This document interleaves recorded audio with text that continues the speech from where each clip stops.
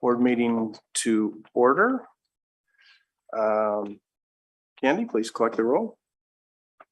We'll begin with Mr. Ewing. Mrs. Sealing? Yes, here. Mr. Hoffman? Mr. Updike? Yes, here. Mrs. Mitchell? Here. Mr. Anderson? Here. Roll call's done. Thank you very much. First item is approval of the agenda. So move. Second. It's moved in second for approval of the agenda. Any discussion on the agenda? Candy, please collect the vote. We'll try again for Mr. Ewing. Mrs. Sealing? Yes. Mr. Updike? Yes. Mrs. Mitchell? Yes. Mr. Anderson? Yes. Approved. Very good. Thank you. Please rise and join me in the Pledge of Allegiance. I pledge Allegiance to the flag of the United States of America and to the republic for which it stands, one nation, under God, indivisible, with liberty and justice for all. Very good. Thank you. Our first agenda item is working with our new superintendent, Dr. Link Luttrell, in a goal setting, expectation setting forum to be facilitated by Kansas Association of School Boards. So we're going to take a 1-minute break and move down to a table. Remember, ground rules is there's only 4 wireless mics down there, so we need to not speak out of turn and always have a mic in front of us. So very good. 1 minute.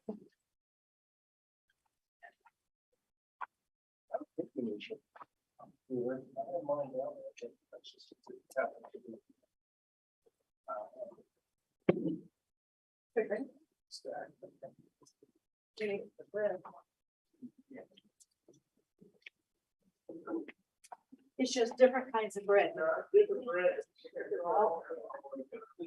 I asked him to repeat. So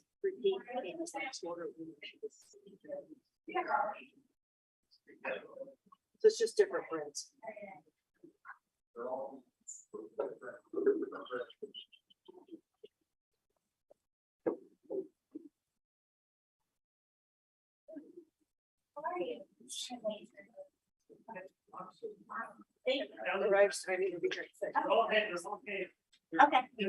Perfect. Lots of ham, I hear.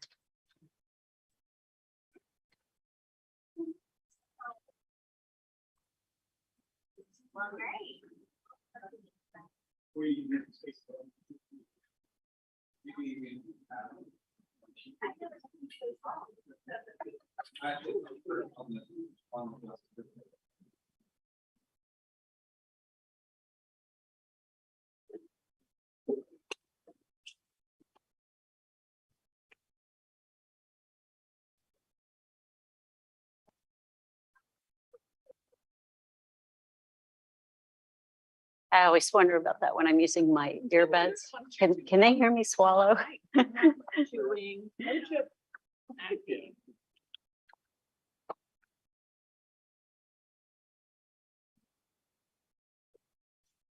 Are we all settled? So I think we're set. Okay. Do you want to turn it over to you, Marcia? Okay, so I'm Marcia Wiesman with Kansas Association of School Boards.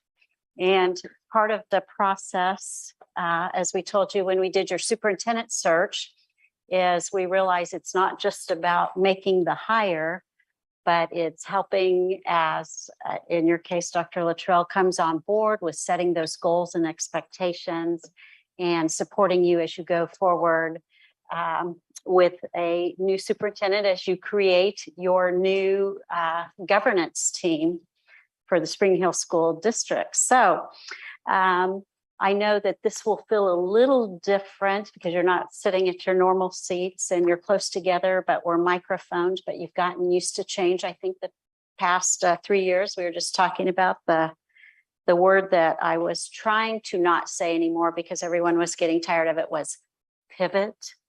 So we'll try not to say that today. But I'm thinking, Doug, you probably win the award tonight for driving the furthest distance to go to a school board meeting. How many miles are you driving tonight? 100, I suppose. Yes. So just wanted to make sure I was here, though. So I think if we want to demonstrate commitment to this process, Doug left vacation to drive a couple of 100 miles today for this goal setting and expectations. So just kind of want to share how important that is as we go forward. So our outcomes for tonight, we have 2 hours to try to do all of this. We want to talk about roles and expectations, the goals, the expectations, and then kind of the responsibilities, which we'll touch on that on both sides. As a Board of Education and as a new superintendent, we want to visit agreed upon processes. So that sounds like an oxymoron, agreed upon, but we're going to revisit it. Sometimes we think something's agreed upon because maybe it's how we've always done it, but we want to revisit that to see if it really is agreed upon in terms of how we're doing things.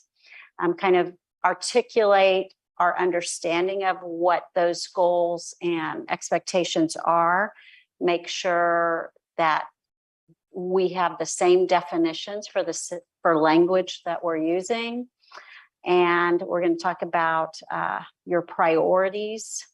We're going to visit your strategic plan that's just been updated, and also look at the 100-day entry plan that Dr. Luttrell has. So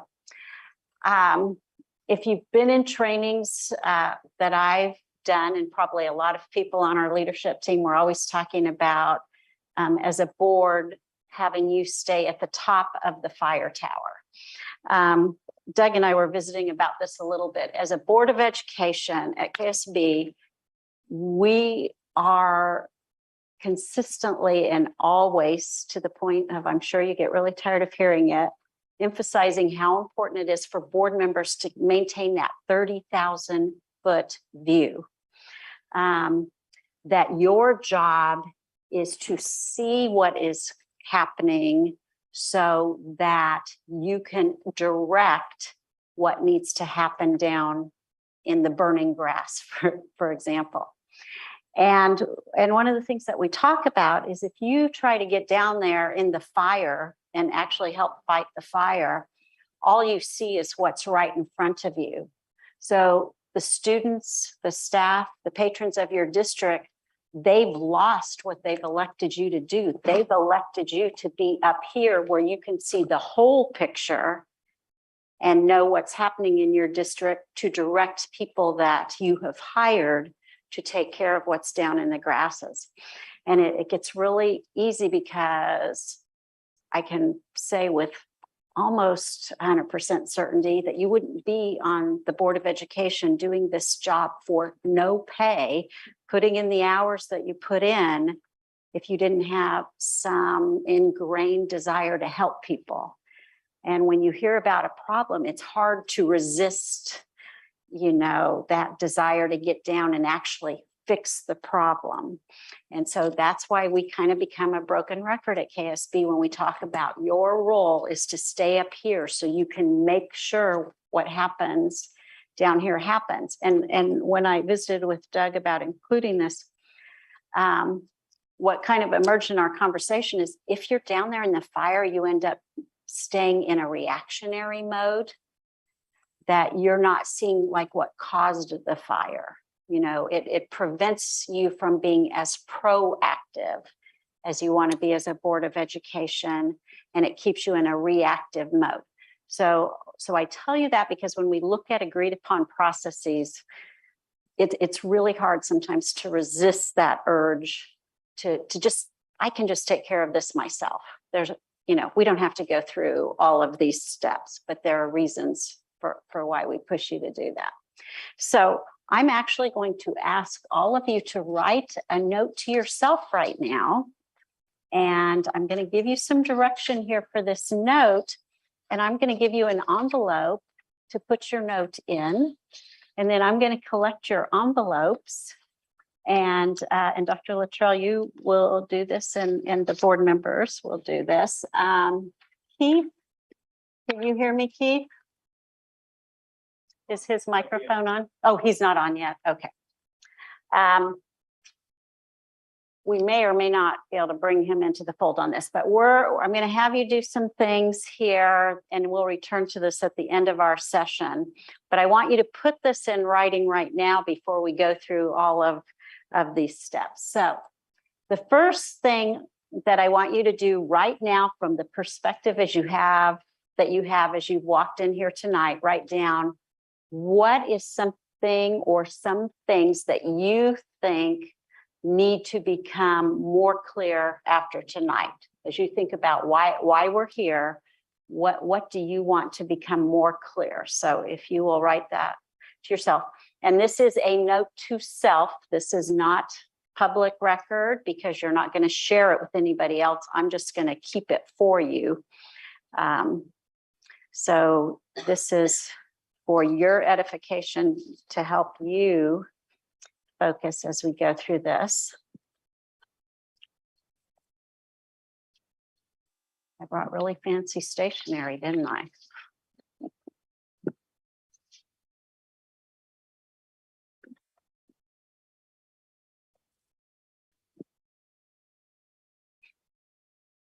When you have a chance, go ahead and put your name on the envelope so I can return the right one to you.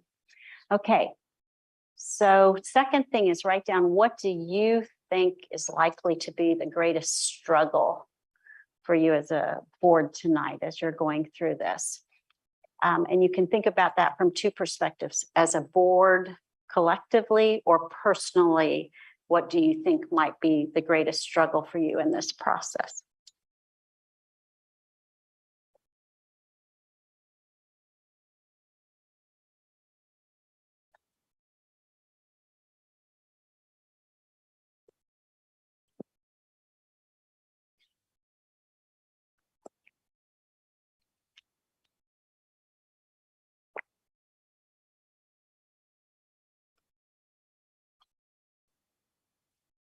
Okay. Then why is this important? Why does it matter?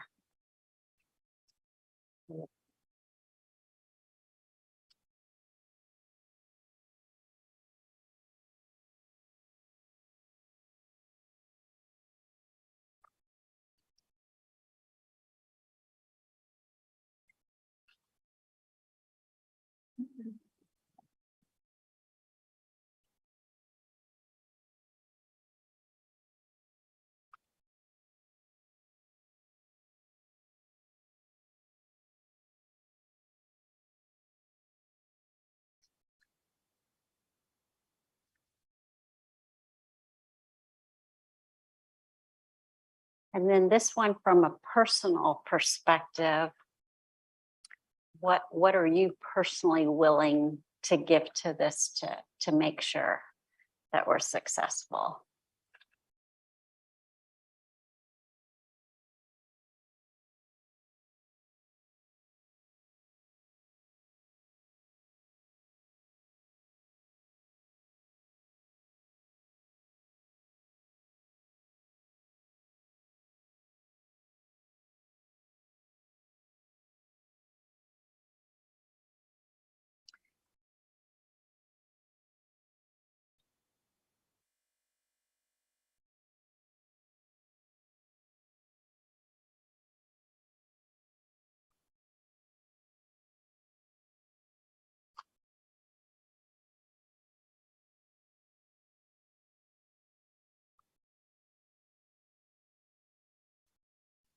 Okay, so this purpose of this is just to help you focus your thinking and take yourself out of whatever you had going on today and to help really put you into the zone of what we're going to do here for the next couple of hours. If I could have you fold those, put them in the envelope, make sure your name is on them and pass them down this way.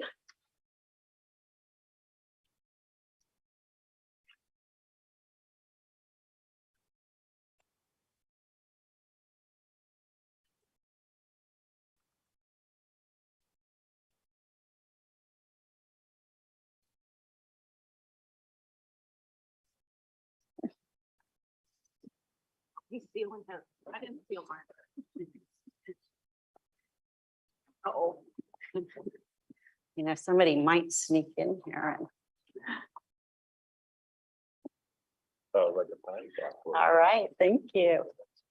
30 years, you're gonna open this up. Yeah. Well, I will tell you that that's been fun going through some things at our house, finding like notes the kids wrote, 15, 20 years ago. Okay, so I mentioned agreed upon processes when we talked about our outcomes. And so part of what we want to process with this is the way that you receive information as a Board of Education, the way Dr. Luttrell receives information, during a meeting, between meetings, and we'll talk about some circumstances or situations in terms of should information be shared at that point or not. We'll get to that. The difference between information an individual board member wants or collectively as a board that you want. We'll talk a little bit about a complaint or something that you hear from staff, students, a patron, and certainly information related to administrators and other staff.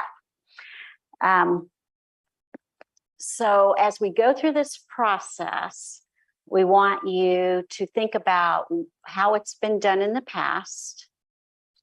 And then how has that worked? Has it been effective, do you think? And it looks like we covered up a little bit of this, but what should it be going forward, and what's key to that? So let's see, Nicole, how long have you been on the board now? So is it,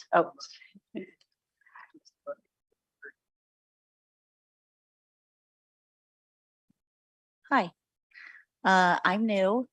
We are looking at maybe 7 months. okay, so 7 months in, and then, and we don't have Keith yet, I don't think. Let's see, and Allie, I was thinking last January of 2020, so a couple of years, okay. Because I remember when I was here before. Okay, so you kind of have layers of experience here. And like whether it's your professional role or at home, we kind of fall into patterns of the way that we always do things. So I'm going to bring up some specific kinds of things and have you reflect on them a little bit. This is not meant to be an all-inclusive kind of list of all processes, but just to kind of get you started. So what is the process when school is canceled? Now, I have a picture here, and it used to be when we talked about canceling school, it was always related to the weather. And that just seems so quaint. that used to be a concern that we had. But just for now, since we don't have the other two yet, let's just kind of chat as a group. What is the process in terms of how information is shared between the board and the superintendent, with this bigger picture of multitude of reasons why school might have to be canceled? Could be weather, it could be a virus, it could be a threat of violence. I mean, our list of reasons that schools sometimes have to be canceled has grown in recent years. So what are your thoughts about how that's always been done in the past, if we kind of process through this? And we start with this one because it's one you're a little more familiar with, so we'll kind of work our way through the process. So how has information been shared in the past, and how has that happened? And do you have your microphone? Yeah, what I've noticed is if it's canceled because of weather, I heard about it because I was signed up on the notification system as a parent. And so I just got the call just like everybody else did. We didn't get any forewarning, maybe like an email saying we're all, like usually the Johnson County superintendents would meet and they would talk and we'll make a decision. But I usually found out at the same time my kid got a text on his phone, which is a little concerning to me because I don't have any kids now in the school district. And so I'm gonna be not getting all those parent emails. And so Okay, wanna, my rule of thumb is I just don't like to hear about something from somebody else complaining about it before I know what's going on. before you even know. Yeah, Okay, in general, not just school. yes. Okay. Anything else in terms of how it's been done in the past? That's been my experience as well. Okay, Just found out as a notification went out. If it was something other than weather, it seems like we normally got an email. you got an email if it was something other than weather. Okay. And reasons that you've canceled school in the past have been weather and COVID And and any, I think that Dr. Berg told us as soon as he knew. Well, really, I think he found out the governor closed school and then we got an email saying, and then the parents, everyone knew within about an hour. okay. So it's bad. That's not really his fault. Well, and more recently, we've had like a gas leak or water leak. So he let us know beforehand or as it was happening, because that's kind of, they had to deal with the kids and things like that. But definitely let us know in the midst of it. Okay. So It's usually email. by email, okay, and Sharon kind of took us into the next step. How has, well, no, this is kind of how this works. So how has that worked for you? So if I can just take off of what you said, it's worked fine in the past, but now there's a concern as you personally as a board member enter into a new phase. Maybe what's worked before may not be as effective for you right now. What are your other thoughts about how it's been done in the past? I think an email is very appropriate, especially. I mean, God forbid there's an active shooter or something like that. We need all the boots on the ground. They need to not worry about us as much and a quick email is nice if you had time. Mostly because we start getting calls immediately too and there's panic, but even when school was closing, that was happening. But still, they were scrambling to try to get everything done too, so. Okay. So as we think about means, because we can break this down into parts. So the means of communication, the timing of communication, and then the part about factors that go into making the decision. So if we're talking about agreed upon processes, is there agreement at this point that as a means that email is an effective means to communicate that? Is as a text more efficient? I want Dr. Luttrell to certainly chime in on this, but is a I would text- prefer, as Ally said, a lot of times, even the weather, it unfolds so quickly. Yes, as Director Ally said, what I prefer is because when it comes to weather, a threat or whatever, things unfold so quickly that many times I'm not at a desk long enough to pull up the email. I'd gotten where I was it is easier and more efficient at least from my standpoint, to send all the directors a text. It's, Okay.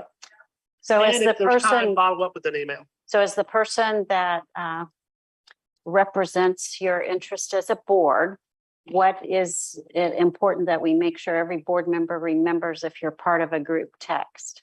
Not to reply Fire. Okay, so if you want to make a comment to Dr. Luttrell related to it, you cannot make that comment in that same text to the whole group because you've just violated open meetings. You probably need to put a footer on there because it is so easy when you're on a group text. It is, Mhm. you think you're off of it, but you hit reply, it goes to everybody.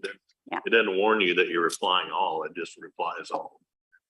So that's a caveat to keep in mind as you think about that, is that it's very important that he can send communication out to all of you, but you need to make sure you're responding just to him or to the president and him, or, you know, just so you keep it, so that it's not an open meeting. Can you spot. make them so you, can't you make them so you can't reply to it? Can That you do that with a text? That I do not know. Okay, so tonight, we're not necessarily gonna get into the weeds for all of that. But I think a point to make in terms of means is maybe want to talk to some tech people and see if there's a way to use text messages for ease and speed of communication and changing environments. But is there a way to build in a safeguard to make sure that there's not accidentally a violation in that communication? So even means is something that we might want to examine. Okay, so the next part is the timing. So heard Ally say it's important to her to make sure that notification to her doesn't interfere with administration's ability to be as effective as they need to be to do their jobs. So the question I might ask you is how much of that timing is dependent on the reason for the cancellation? So if it's an active shooter, the timing of when you're notified might be different than if it's threat of 12 inches of snow by noon. And so as a board, are you then delegating that decision in terms of weighing what the timing should be to your superintendent to use his best judgment? Are there parameters that you want to share with him related to that? I think it's really hard right now in real time, the real time world we live in. Because we have parents. We have parents in the buildings, so we have kids that are texting the parents from the buildings. Like there's been a couple of situations at Spring Hill Middle that the way that I found out about it was people immediately go to like social media. So then I'm at work anyway, but I'm getting a screenshot of something that's happening at Spring Hill Middle from social media that someone screenshotted and sent it. So it's like everything is very instant. It's really hard. It would be really hard to let us know immediately, but if there's an active shooter, I trust your judgment. I don't need to know at work immediately. I need you to. There's categories. I think when it comes to things like bombs and blood and what are the other ones?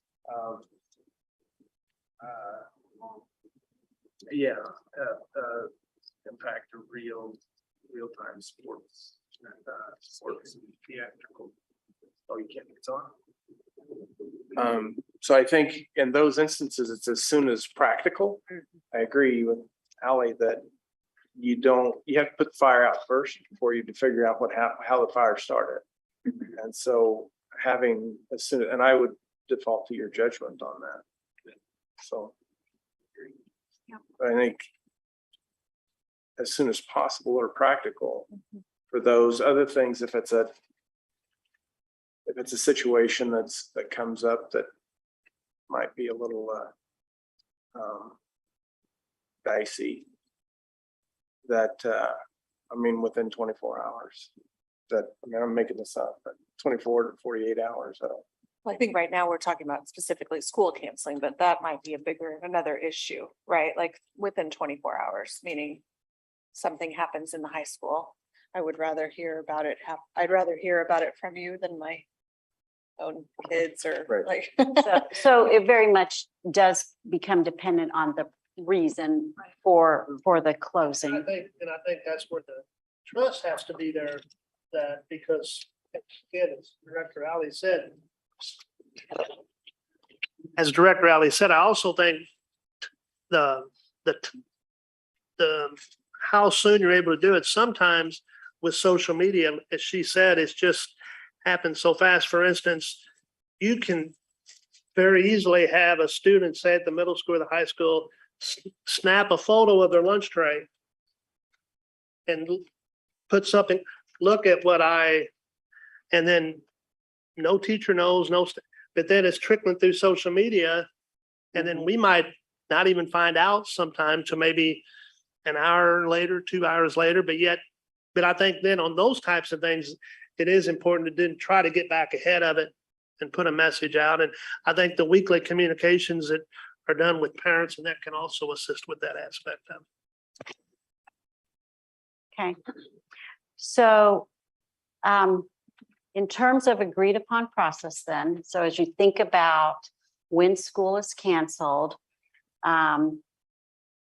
would you say that the agreement now is that you want investigation of whether text messaging is feasible for you? So more information to come. The timeline is as soon as can be safely done. I inserted that word safely. Is that fitting to your thinking? I think that's reasonable, sure. Okay. And right now, in terms of reasons for closing, those primarily everything I've heard you talk about has been related to safety, inclement weather, some sort of threat, a virus, a gas leak. So all of the reasons have had something to do with some sort of safety issue, which then automatically takes you to this idea that timing may be challenging. There's a greater likelihood that timing could be challenging. And so an expectation we've already heard raised is to give a little trust, maybe give a little grace. And when these things happen, what can be very helpful then in terms of fine tuning these expectations down the road is, so let's say you have an incident, when everything is resolved, do a little debrief. So don't try to do the debrief in the middle of the crisis. Make sure the debrief happens after everything is settled and you know everyone is safe. When you jump in and start debriefing before people are safe, you're not going to be making good decisions because your brain is going to be in that safety mode, and that's not where the best decisions are made. But especially the first year or two as a new governance team with a new superintendent, it's a good idea to do some debriefs after some incidents, because you may think tonight on July 25th, that you're just sure this is how it should be. But then when you live through one of these and then you do a debrief, you may say, you know, that wasn't the best way for me. So it doesn't mean you're wrong tonight, but you can only, speculate so far, and you have to live through some of those experiences. Okay, so now I pop up the little virus thing because all the reasons have grown and changed. Okay, so this gets into some of those kinds of threat things, but they're not always threats. What would be your expectations using the word authorities here loosely, but let's say it's police, or it could be a fire truck, it could be an ambulance, it could be some people from a state agency that oversees hazardous materials.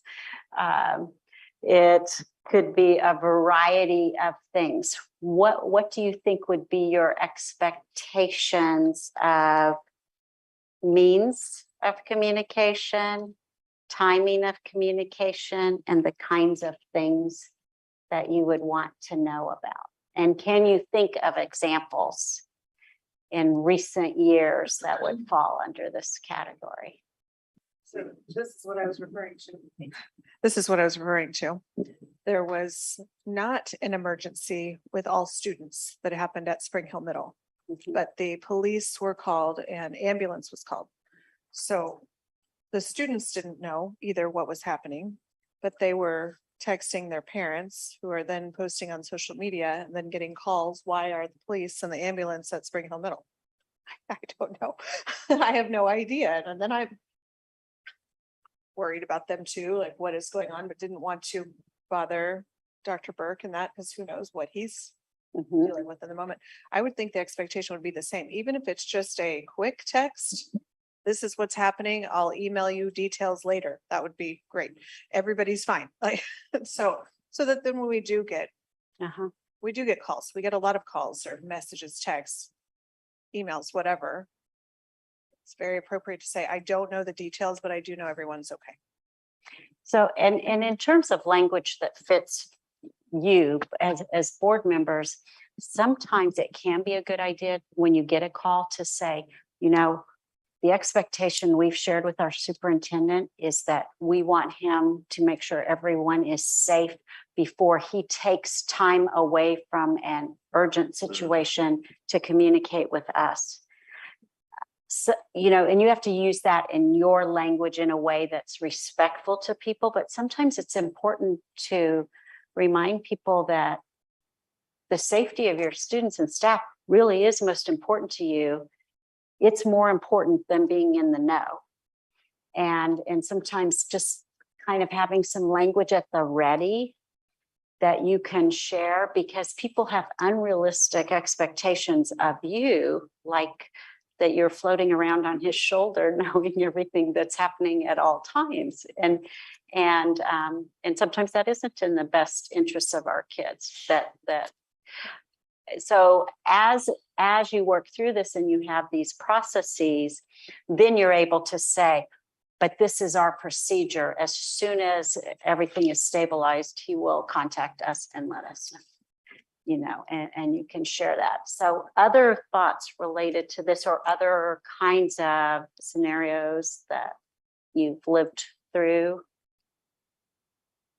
Death of a student. Okay. So, and in a couple of contexts, sometimes at night on a weekend, sometimes, you know, oh, I'm sorry. Her comment was the death of a student. Oh, okay, sorry. And so what would be expectations? So I guess when we look at this, what would be your expectations if it were a weekend or an evening and it happens away from school versus something that could be on a weekend or evening too, but is tied to school? So there's that, is it school related in terms of like a car accident on the way to a school event? Is it related to something that's happened at school? Is it unrelated to school, but it's a member of your community? You know, and people want to know, what are your thoughts in terms of how that's communicated?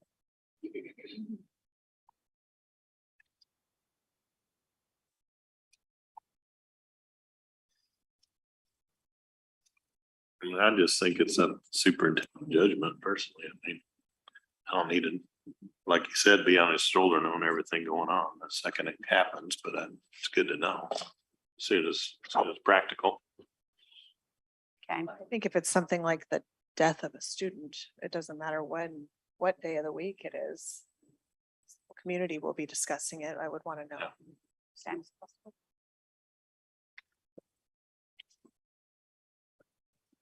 I think there's been some, not necessarily a death of the student, but sometimes if things aren't school related, that there's some kind of tragic thing with the students. Sometimes we find out before the school does.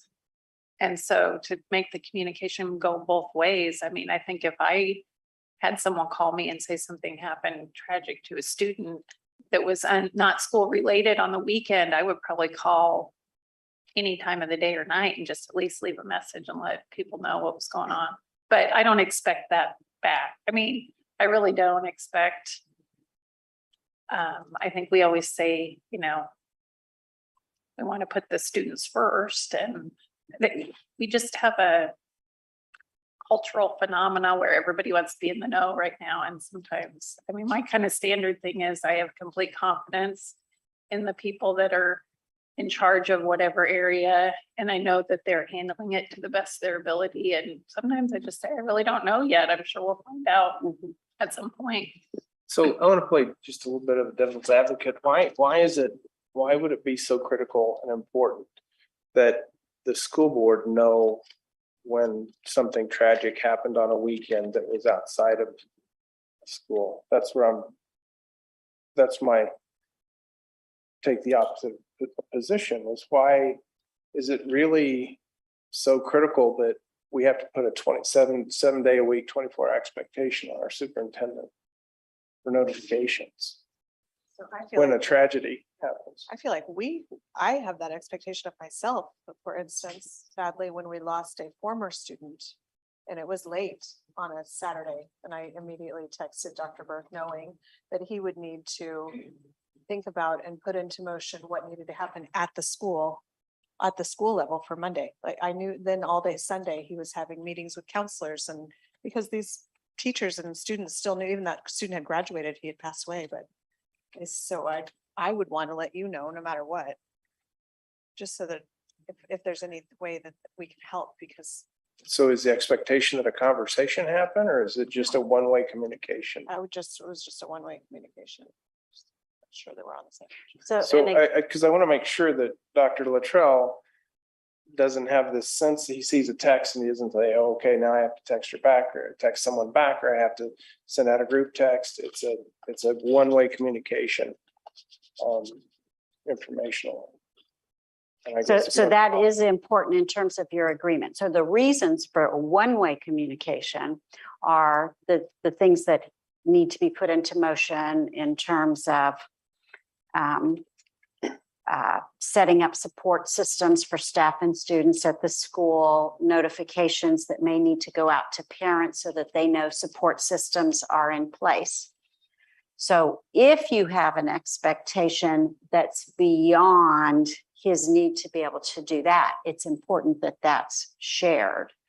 You know, in terms if there's another reason. I don't think it's just about being in the know, but the return to that is if it had been one of you that had called Dr. Burke or whatever, and then Dr. Burke put something out, we're aware, we're working on this. Then as I'm getting calls, I know I could say Dr. Burke was aware, they're working on it, they're putting something in place for Monday, like it, just to help ease the panic, I think, community-wide, we can help in that way. I think. Is that clear to you, Dr. Luttrell? No, I mean, I think the hard line has to be more so of truly defining what is a tragedy, because I mean, I definitely understand. There's a student, if you had a death, whether a staff member, student, even within the past couple years from they graduated, if we find out, I probably need to let you know. Because the bad thing right now is going to be, I don't know anyone. And so names aren't going to register to me in the news like they would for others. But I think what you have to be careful about though is I don't think you want to get into where I'm having to send a text or an email multiple times a weekend or a night because some student might have been an offender bender. I mean, that's the part that gets kind of, how do you truly define that? Need to know, but I agree. Death, if there was an accident on the way to an activity, coming home from an activity, but just general, That happened too. That would be a good example. Too. Sirens is what I heard. So if it's fire, if it's police, if it's, what were the other examples you gave? But it's like deaths, hospitalizations. Those are all very serious. Candy, did you have an example to bring in. Person we haven't brought into this conversation is we do have a communications director. That communication director has been used in the past for these type of things. And I don't know how many of you were here when the football player collapsed on the field. Most of the secretarial staff in the board office were in a conference in Wichita. That came from the superintendent that we've got an injury that may end up being a death. And it did. So the communication director received that call. She notified all of us and said, we're leaving at 4 a.m. because we have to be in the board office by at least 6. So we can start writing stuff that has to go out to publishing. So don't forget that communication director can be, if you've got a superintendent and assistant superintendent who are out on a crash side with a death at 7:30 in the morning, that communication director may be the person that the superintendent wants to call and says, here's the blip. And then when I get in, we'll write something about this officially. But don't for the community. Correct, and the staff. And the parents, but don't forget that you've got that person in place. I think we just need to keep going back to, we've hired Mr. Luttrell or Dr. Luttrell to do the job and let's let him use a judgment. And I like to just do a debrief after it. And then if we need to tweak it, then we can, but we could sit and go through these scenarios all night long. So I have about half a dozen I'm going to share that sometimes incur some other thoughts. There's no intent that we're going to hit everything that happens, but some of these trigger different kinds of thinking before we get into so we won't spend as much time on each of these because you're starting to detect a pattern here. This one is an emergency personnel matter. So would never happen in Spring Hill, but we've had other districts where a staff member's been arrested for something that's harmful to children. What's your expectation? And is it different? So we're not going to go through all of these, but is there anything different in this scenario in terms of means? Does it still need to be a text message? In terms of timing and in terms of the level of trust in terms of what is communicated. Anything different? I don't see that there's anything different. I think it's a big part of it is trusting Dr. Luttrell to make the decision and make the call. And if there's something that we feel like there's a deviation or a change that needs to happen, we would walk through that in the after action review. So, okay. So debrief.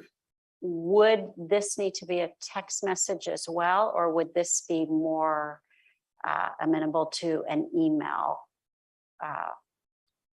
Or do you see the same urgency? Well, I think I have two thoughts. One, and this is amongst all of these, text messages scare me a little bit. The ability to reply all is so scary. Not only that, what does that do? How does that open us up to Cora?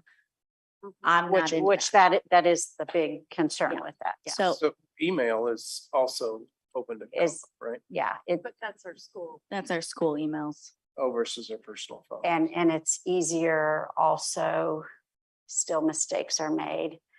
But if they're sent appropriately using blind copy so that you can't reply all, you can only reply back. You can set up the email so that you can't reply all. Couple of quick comments. There is no, without using a specialty app or specifically changing the settings in when you send it, you can change a group text to be individual text, everybody. But again, in those situations, that's not an extra step you're going to want to go through. Email is probably the safest and the quickest. And use the blind copy feature if you're worried about a reply all, because they can't, even if you accidentally reply. So you have a board member group, You type that board member group into the blind copy. If you're the superintendent or the assistant superintendent of communication, you click that. It goes straight to each person individually. The replies only go to that person. You avoid all those risks and it's in your school email. So that's what we want the superintendent to do when they email you all, is to make sure they use that function so that you can't accidentally reply off. Oh, Now- sorry, I was just thinking one thing with the text messages, you can just say, please check your email. Oh, yeah.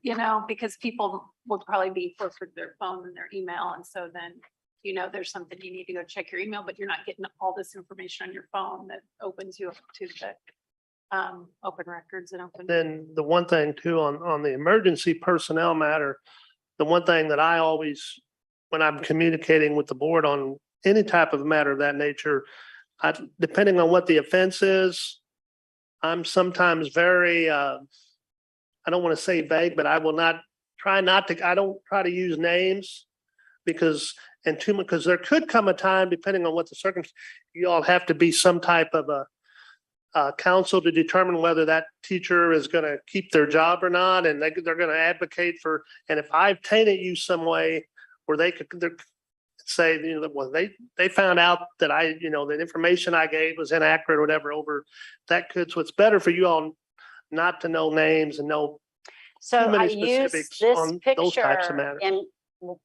in particular, because this is a screenshot of a newscast. Right. So it's already in the public domain.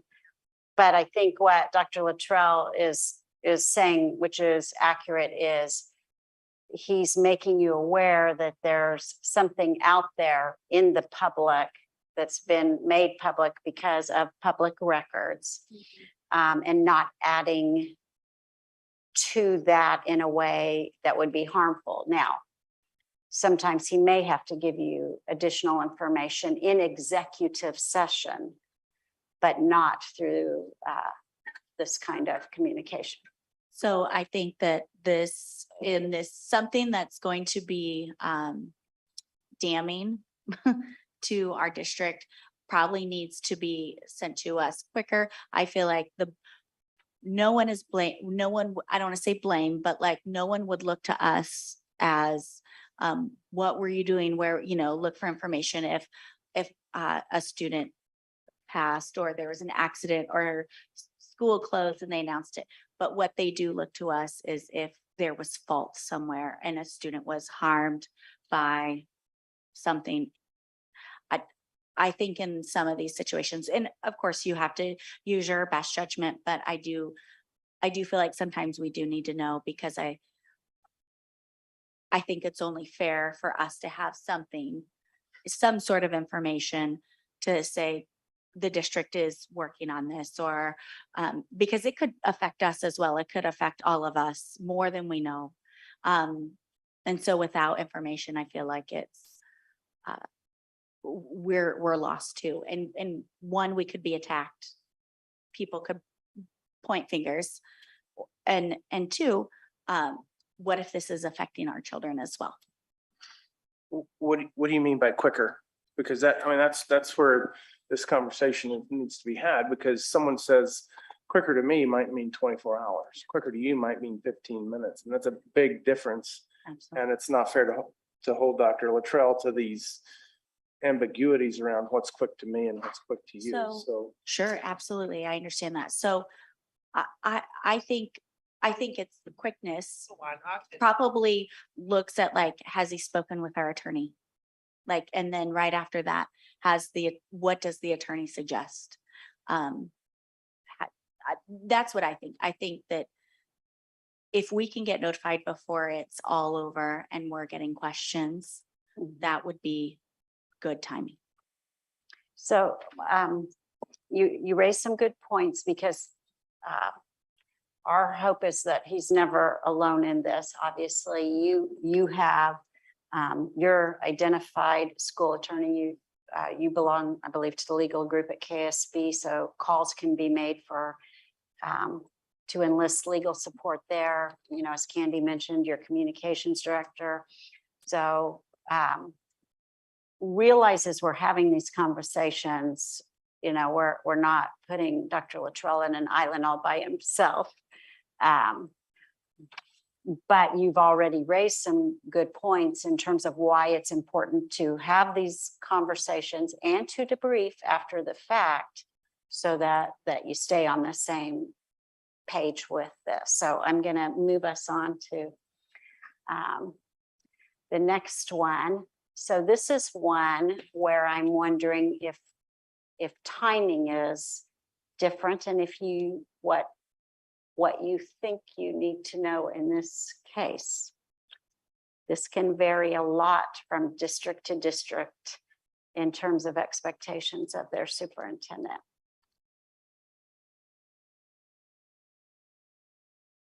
So what has been your past practice?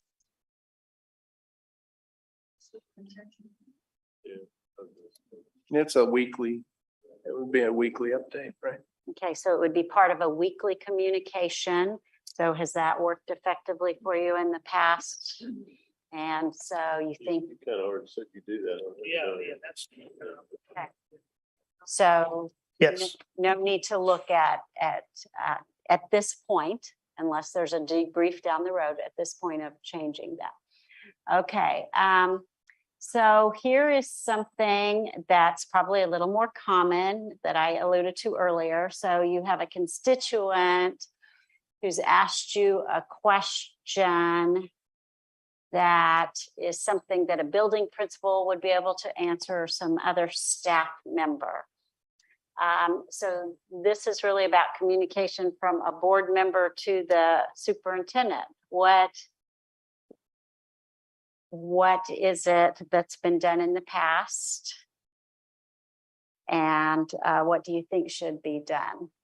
So I'm open to suggestion, but I receive a lot of email, and if they email me and it's something definitely not our level, I just answer them and say, would copy Dr. Burke, and like kind of passing them back.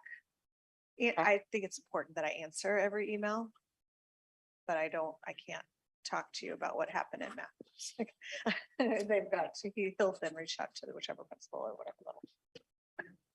So I'm going to go ahead and take you down this path because you kind of got us started there. So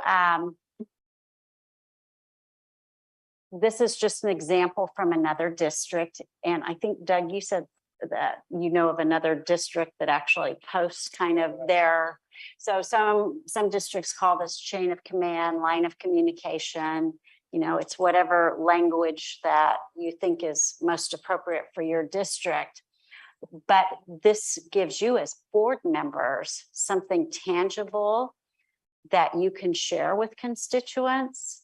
So if someone asks you a question about the refs that were hired for the basketball game, you know, that would certainly take you out of your fire tower, and we don't want you to answer that.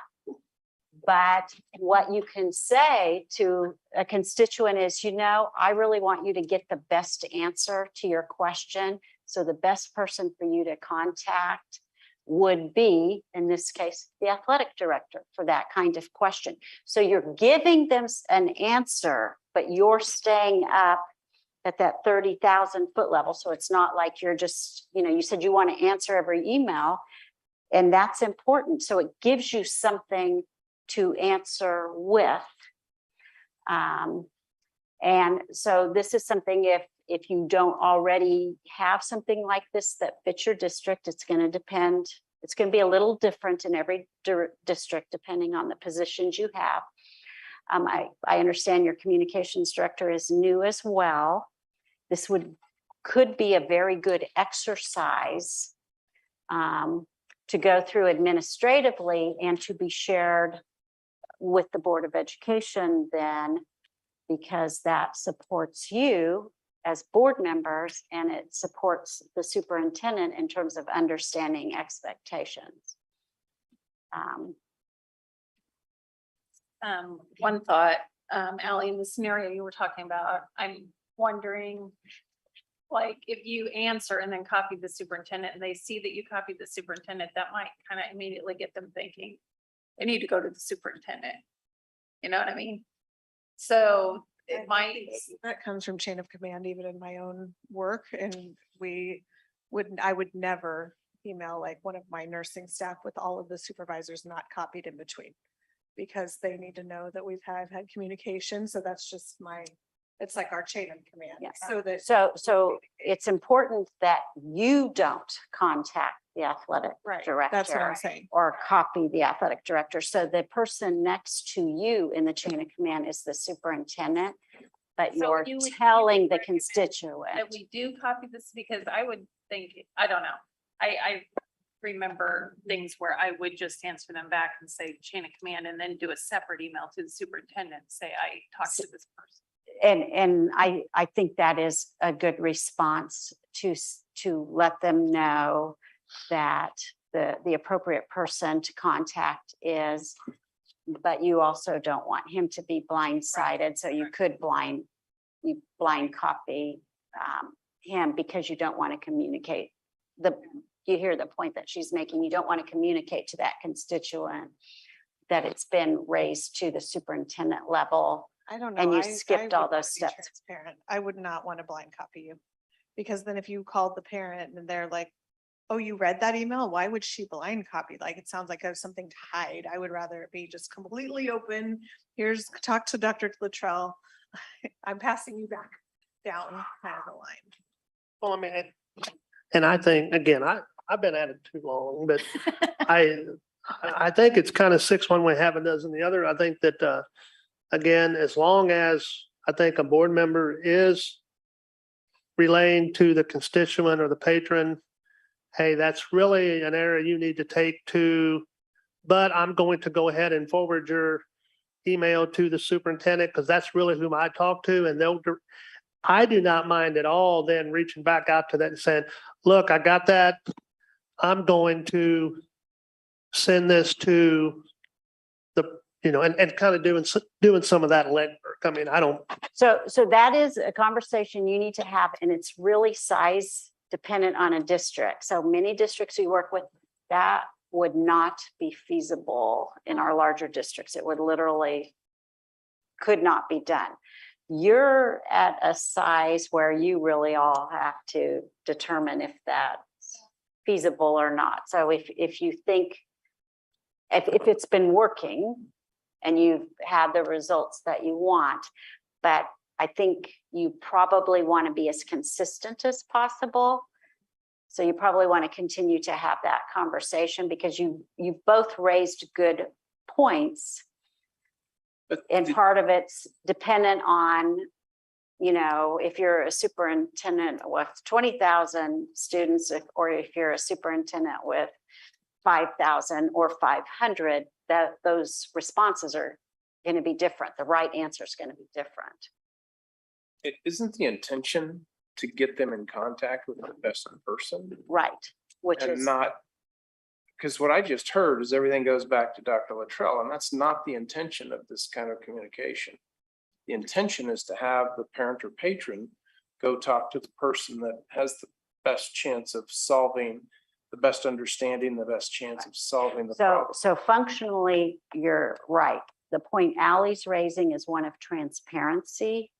So both things are true. So I think that's where you have to have a conversation about, you want to give them the best answer. So the best answer is to go, in the example I gave, the athletic director. The concern is then with chain of command, do you want to be transparent that you've made the superintendent aware of this? Or, and that's where you have to functionally look at what is feasible within your Just on the topic. Sometimes it can depend on the topic. It could be. It absolutely can. It could be, recently, there was a word problem in a 7th grade math class that was of concern, that on the surface looks like it might be the math teacher's, that person's level. However, more what the parent was asking about was more policy in what words were used in the word problem and what we have overarching as a district. So that was more board, some of it board level, if we're talking policy. And they're trying to clarify that, but it's everybody in between too. Yeah, so in that case, it would be very important that it went through that chain because you would want your district administrator involved with curriculum related to that policy. You would want to make sure they didn't get Right. skipped too. I don't So- want them to feel blindsided. Like, Right, I don't want, right. I never want someone to come to me and say, you knew about this, but you didn't say anything. Or, No, I think if it's just a quick statement to say Dr. Luttrell is copied for information only. Because, I mean, the intent needs to be that parents and patrons go back to the teacher or the principal or whoever before it gets automatically elevating everything to the board is the wrong approach. Right. And so pushing that back to the, quite frankly, if someone's having a challenge with their student that's in third grade, the best person to answer that issue is the teacher or the principal. It's not a board member. And so that has to be an emphasis that goes back to talk to the people that are aware of the situation and have the best solutions. many times, especially if it's in person, the first thing is, have you talked to the teacher? Right, absolutely. And just a question, have you talked to the teacher? And And if they have, then. I'd say 80% of the time, well, no, well. So I think this, Right. how And much you that- talk to the I think that's the teacher? entire point of this conversation. Right.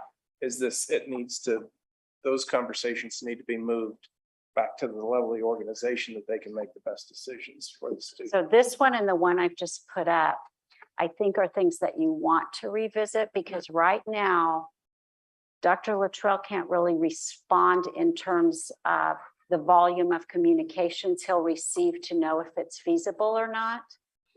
And so I think if you set an expectation for where you're starting, and then he may have to come back and say, I can't find the things I need to act on because the volume of email I'm getting is so significant that I can't find, I have to get through things that are less important to get to the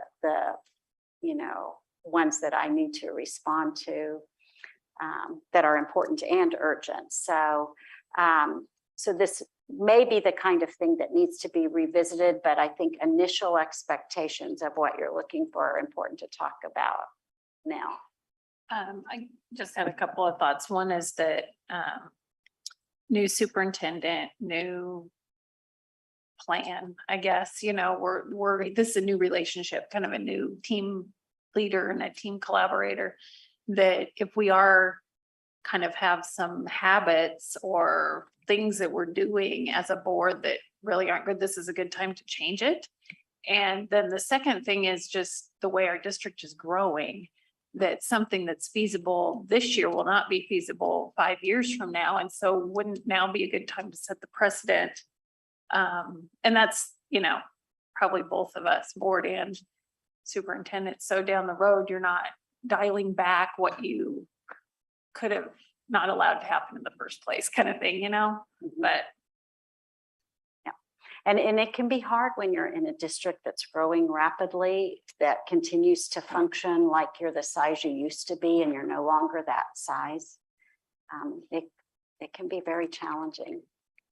For everyone, Mhm, including the parents. mhm, It's not mhm. what they're used to. Yeah. So the part that I struggle a little bit with knowing whether we send people to Dr. Luttrell or start at the lowest level and have them work their way up. Which is what I think I've recommended, like, have you talked to the teacher? Have you talked, and they go that route and work their way. And actually I was given that advice at one time from a board member to start there and progress if you don't feel like the problem's solved. But one, and this is a personal thing, and I don't know if anyone else feels this way, but sometimes it feels like I'm passing the buck.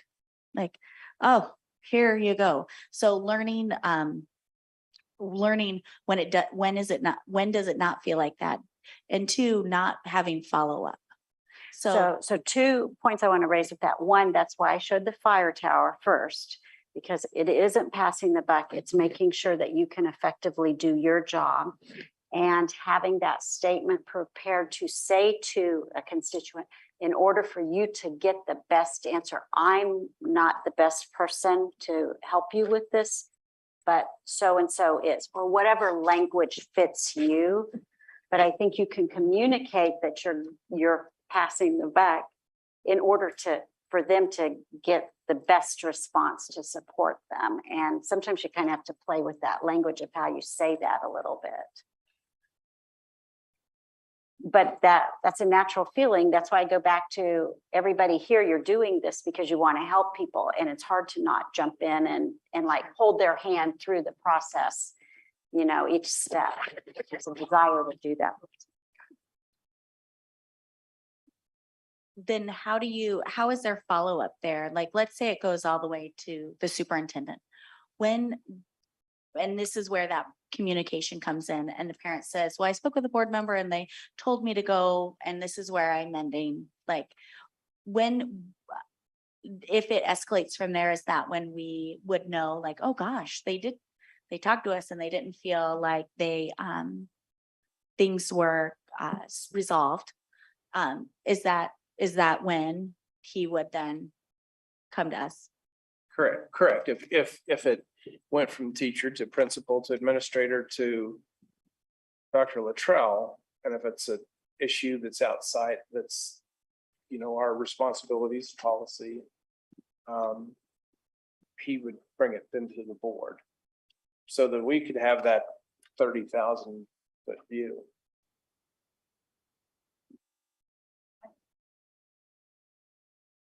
I think the hardest part is feeling like you're disappointing people, because there will be times that they're like, I went to Nicole, but she didn't do anything. They have no idea what you actually did. And it's hard. That is definitely hard. I personally don't answer a lot of emails I get because it's, why are you even bringing this to me? You know, I don't feel like I need to get involved in every situation first. If it's a board level question, then I will kind of get involved. But if it's just, I got so many emails the last 2 years of just complaining about stuff that it's like, I'm not even gonna respond. I struggle with that because I feel like I'm elected to represent each person, not just the whole, as a group too. So I struggle. See that, but I don't struggle too much with it. So as board members, you could have different opinions on that, but where I need you to come together is on what your expectation of him is. So I think it's Dr. Luttrell's expectation of the board as well. I think it's a two-sided coin.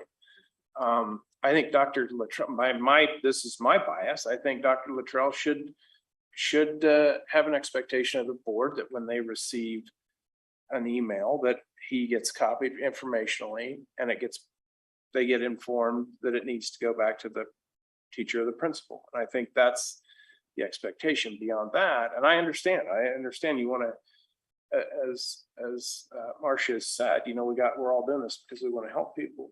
Well, sometimes when we dive down into the weeds, dive down into putting the fire out, that eliminates doesn't eliminate, but it limits our ability to have that 30,000 foot view, have that overall district perspective and view, which is really our charge.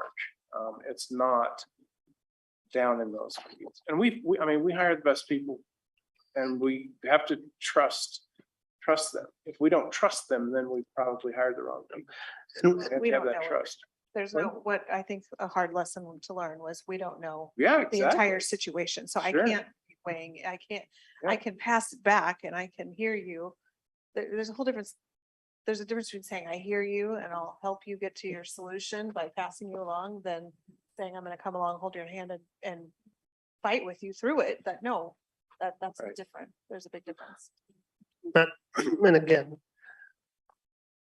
every district's different, every administrator is different, but another avenue that I think works is it has to be a partnership. It has to be, everybody's got to be on the same page. But as long as I know about it, even, you know, they say, look, you really should go here, and I'm going to copy, and I get a copy of it. A lot of times what I do, again, I try to get a good read on the situation, but then sometimes I'll make a little note about it, because again, they don't come in just nonstop. I mean, a bad week, maybe you get 5 or 6 possibly, and I think that would be pushing it.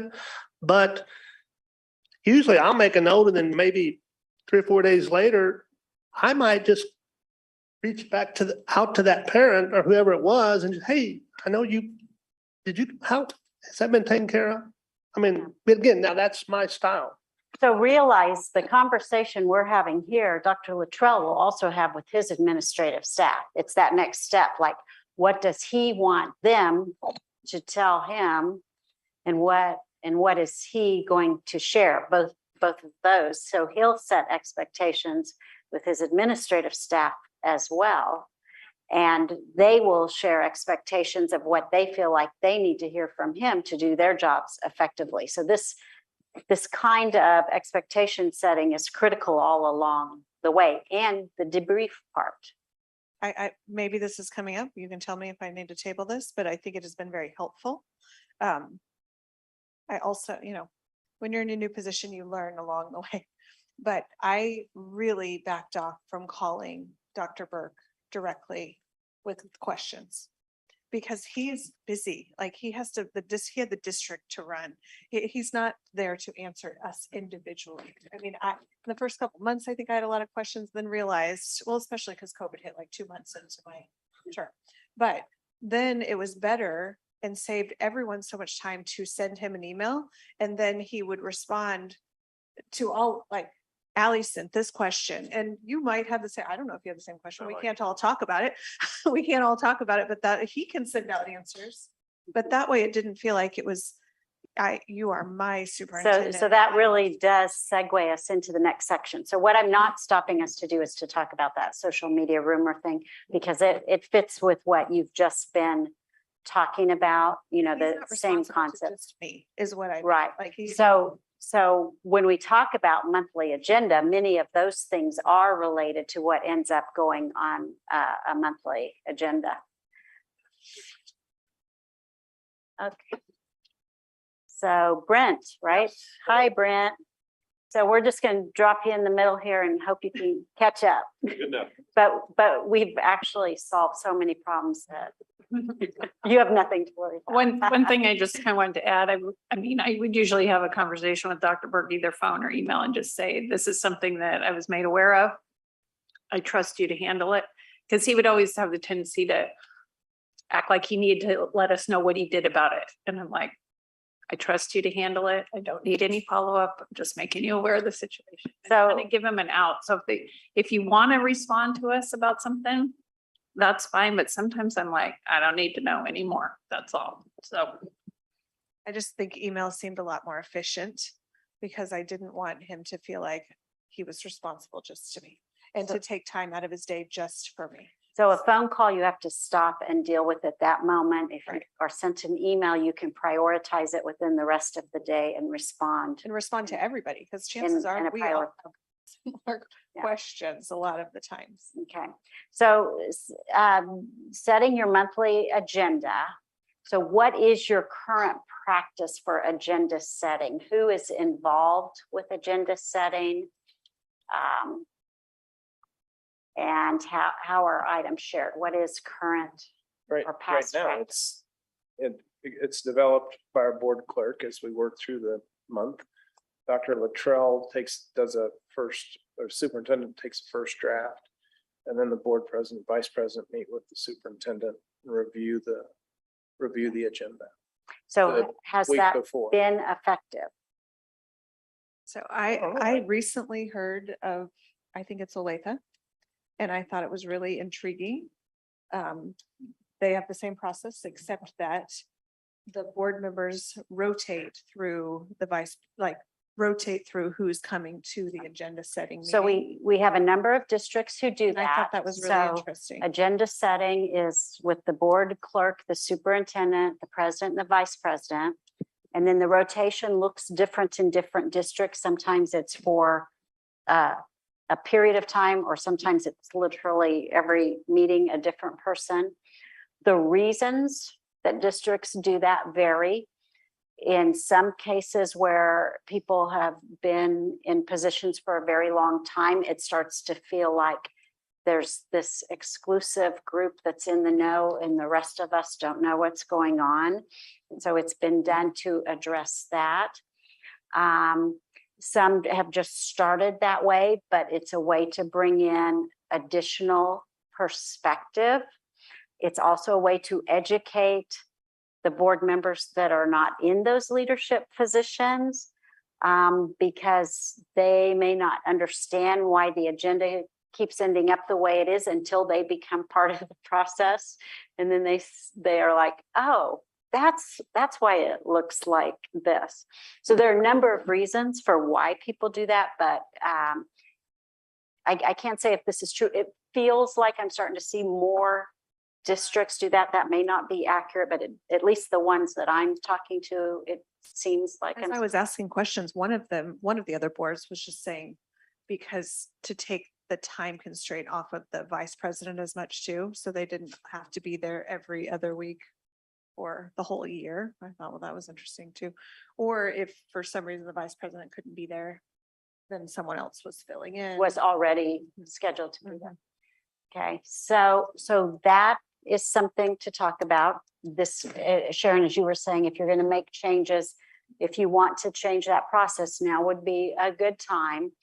The next question is, when do you receive the agenda? And has it been working for you in terms of adequate time to do your homework before the next meeting?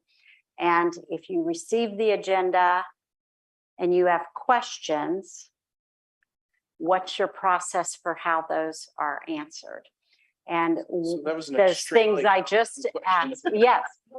And every one of those questions could be a 5-hour workshop, okay? Because a lot can go into that. So I want to keep it at the simple Go through level. those. So what we just talked about, who's involved. Mhm. So, you know, do you want to make a change in who is involved? Then 2, when is the agenda received? So what is your current practice? On what day of the week, how long before then? Yeah, I think it's at least, yeah. Wednesday or Thursday.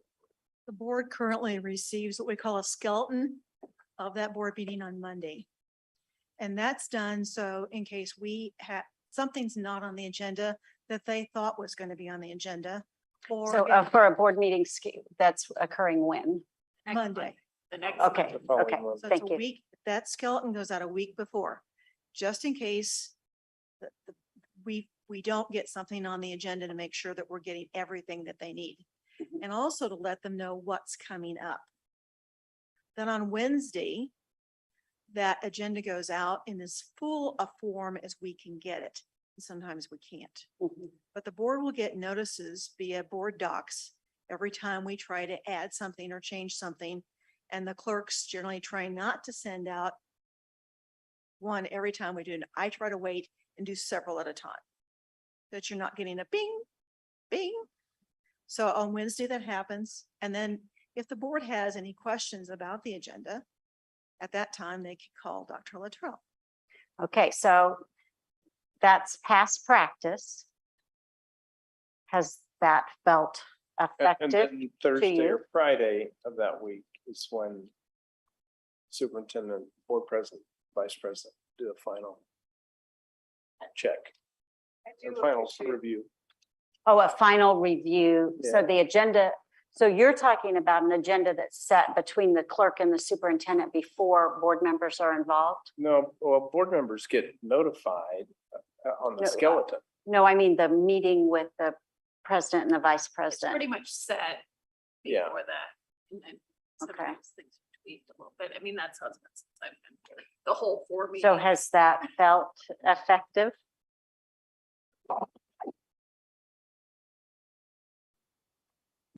After the superintendent meets with the assistant superintendent, I'm sorry, the assistant, The the president? principal.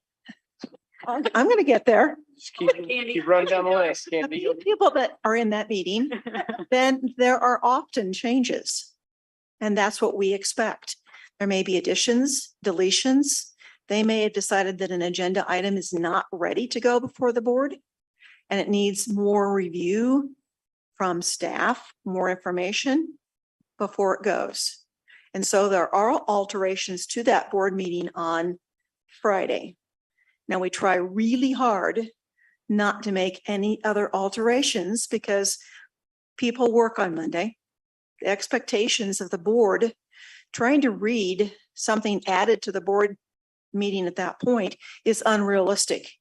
So you have a board member who's walking into a board meeting not informed, which is what we don't want to do.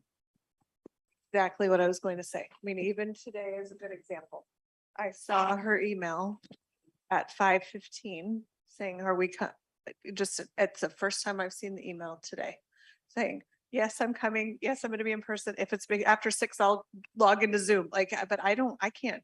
I really appreciate anything coming out by Friday because then I have the weekend to read it, process it, research it, look into it, maybe call on Monday if I have questions, but there's no way. I mean, I realize this is our job, but not our whole job.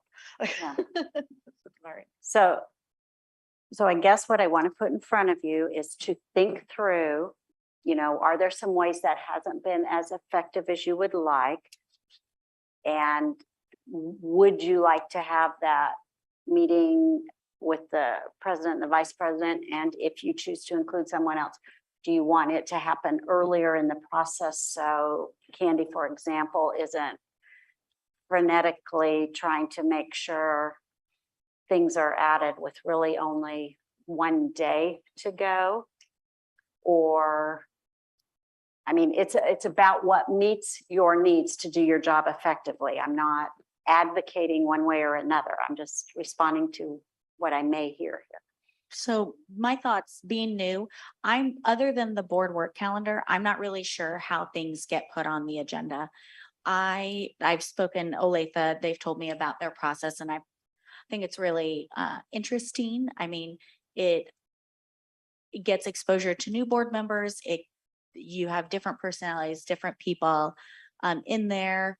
I think it mixes it up a little bit, and we got a bunch of newbies, and not even just me. So it could be a good time to change it up and try something new.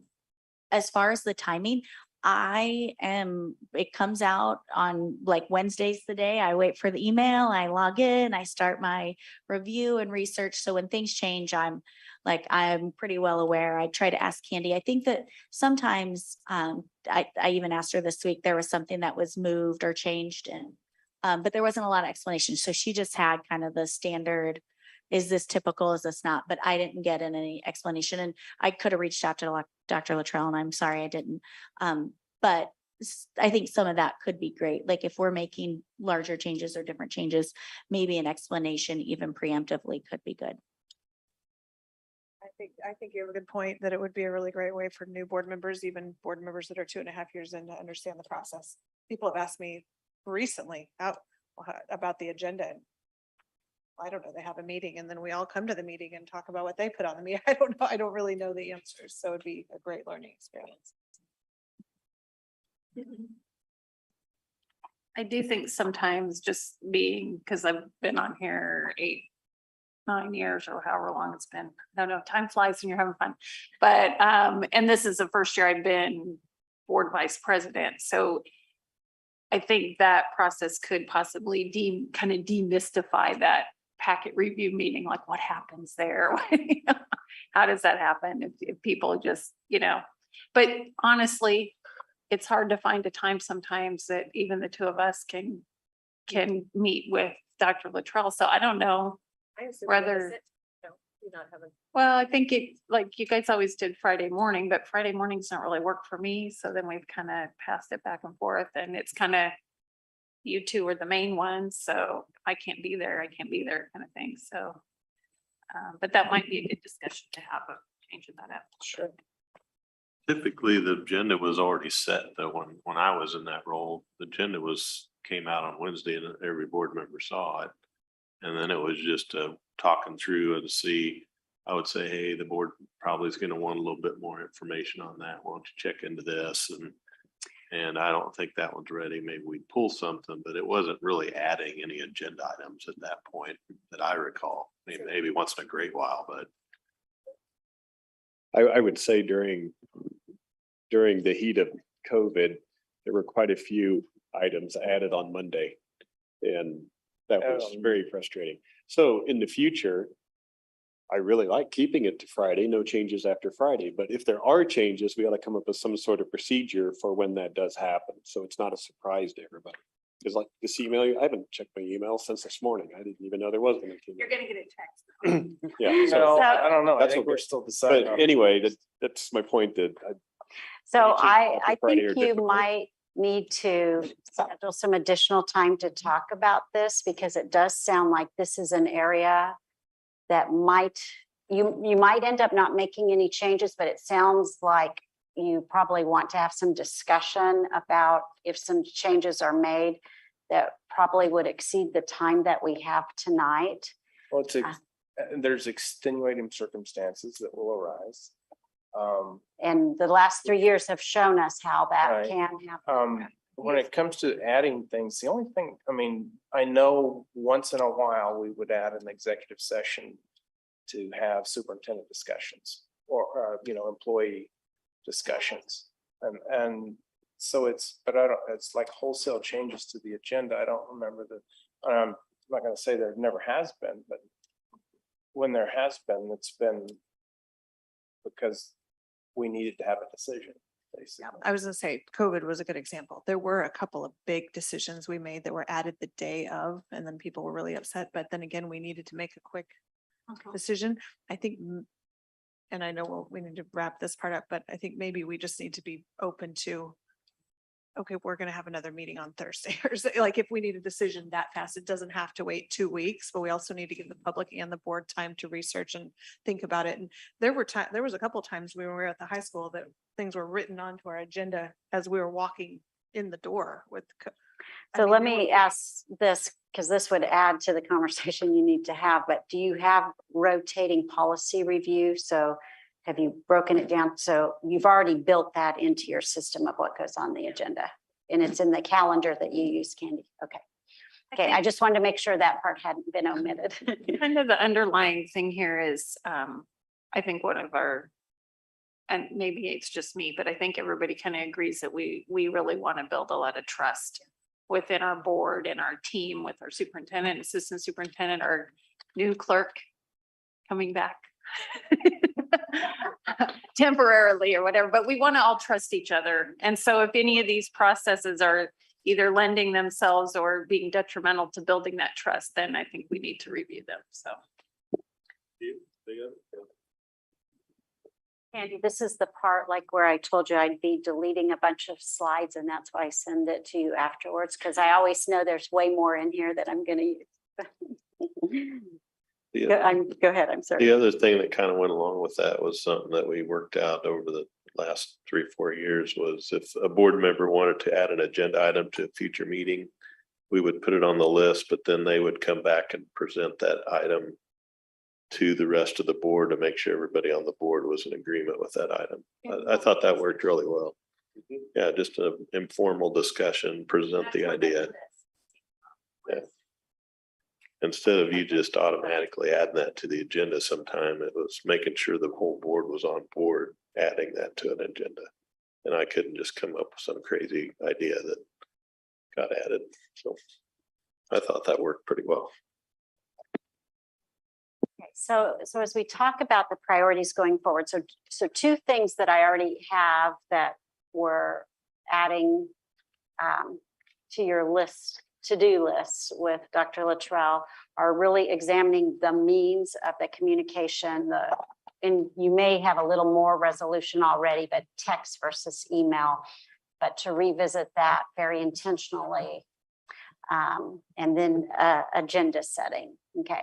So now in terms of your priorities as a district, and you've recently updated your strategic plan, I understand you kind of had it in place and then the world changed and kind of had to revisit that. So it shows that it was updated in what, May? Yeah, they did it. May of June of 22. So it added, I think you initially started at 20 and then updated it to extend it. Is that correct? Right. Yeah, they did an extensive presentation on it. In June, it was, I Dr. don't know. Smith and Dr. Villarreal. did the Yeah. presentation. Dr. Smith and Dr. Villarreal. And they added the reason it says 28 is because it's a 5-year plan. We started our other one in 2020, but we've had 2 years basically of no action. So they extended it, and it also aligns with some KISA requirements. Did I miss anything, Dr.? Okay. So I've made some assumptions that you have awareness of this since it was recently updated. So what I'd like for you to do right now is just personally right now, just jot down what you think are some changes that need to occur in the district to align with your strategic plan. Okay. And then we'll kind of share together, but what are things that you think need just a couple of changes that need to occur in order for you as a district to be able to reach the goals established in this strategic plan? I'm going to take you through 3 steps here. So if you'll just give that a thought.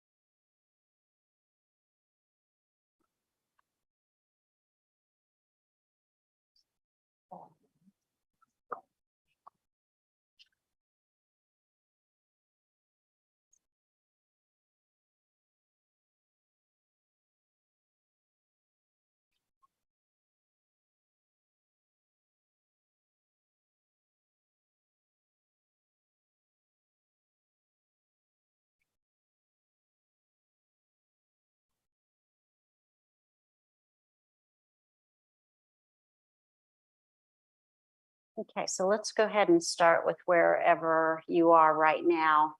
And I'm going to, as we go, try to put these in categories if I can. So could someone share one thing that you wrote down that you think is a change that will need to be made? Sure. So we continue to talk about our great staff, but some of them are reaching retirement. So succession planning to continue the wonderful things they all do for us. I think that's super important. So when you use the word succession planning, are you thinking of people in positions that would change into different positions within the district? Are you thinking about recruitment from outside of the district? Sure. I actually don't know what that looks like, but Okay. knowing that some of those are key players are ending their career. But I don't know how we don't address that. Okay, so if I were to write, continue to qualified staff, or what's not important in your comment is where they come from. It's just that we have high quality staff. I don't know that it's not important. I think that the discussions need to start. What our plan is to keep some of that institutional knowledge that a lot of these people have, and have a plan. Because what I would hate is to be surprised again. Okay, so we'll put retention, and then I'll add recruitment as well. Does that, Nicole? Does I that? think really to me, I don't want to put words in your mouth, but kind of what she's maybe referring to is like some really key leadership positions where people are nearing retirement and they're really good at what they do.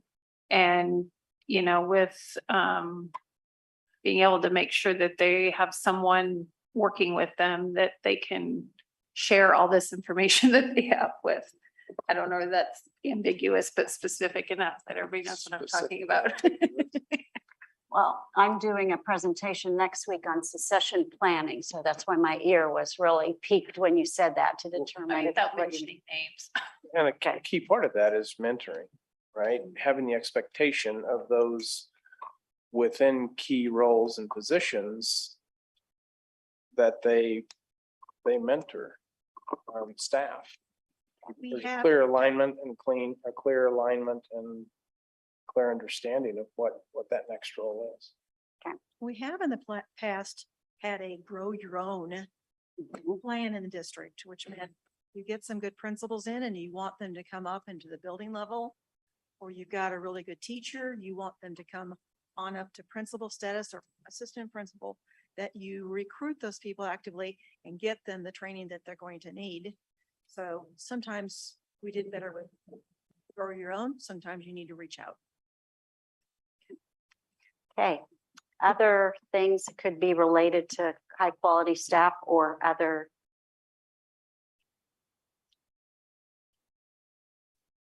I'm not sure how much of this is the board owning as much as supporting our superintendent and our assistant superintendent and our human resources director, but obviously there's a trend in education where people are leaving the field, and I think some people will come back, but what can we do as a board to support all of our staff? And if there's, I mean, just kind of, I don't necessarily think the discussion has to be what do we need to change, but what can we do to understand better the stress or whatever it is that's causing people to not go further with the, I mean, I think most people are teaching because they feel called to teach. And if they're leaving that, well, then what are some of these reasons, and what can we as a board do? And then what, you know, can we support the rest of our district organization do to support these people so they can still thrive in the environment here? Okay, so if I come back to why we're doing this, this is to help them refine what some of your expectations will be as we merge this with the 100-day plan going forward, what your expectations of Dr. Luttrell are in terms of area of priority, if that helps you frame this. So I think based on what I already read in your strategic plan, that whole social emotional support of students and staff, that would fit here under your staffing, as well as that separate category of social and emotional. I'm personally eager to see the build out of our real world learning and seeing as the trades become a bigger area, and really focusing or educating our parents and students on what that looks like, where that can go. Seeing that whole process strengthen here. You're on the same page as that I was thinking. It's whether it's trades, real world learning, CTE, it's whatever the word smithing is this year, it seems like. But yeah, that's a big thing. That can cost a lot of money. It takes quite a bit of staff. It's going to be interesting to watch that grow and decide how we're going to do it. I'm going to change courses a little bit, but communication. I feel like we need to probably have a bigger discussion about communication. I think that COVID was really hard. Parents learned a lot.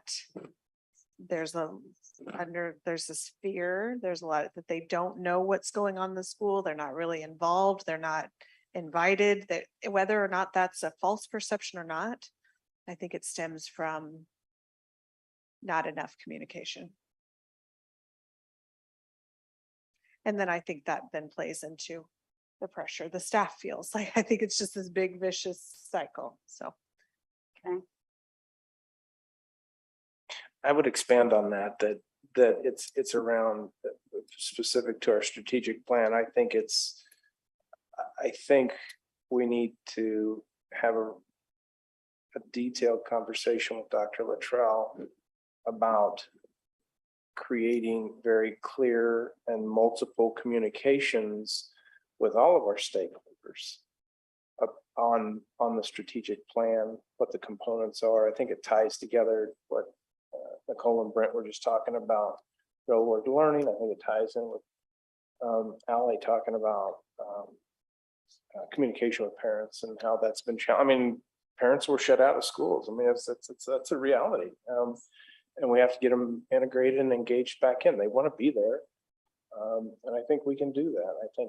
But I think it does start with crystal clear communicate. Excessive clarity, I think, is what we are on with stakeholders. I don't think it's just specific to parents, or I don't think it's specific to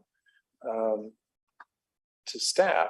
I think it needs to be communicated to students as well, as to what our expectations are of the system that provides support to them.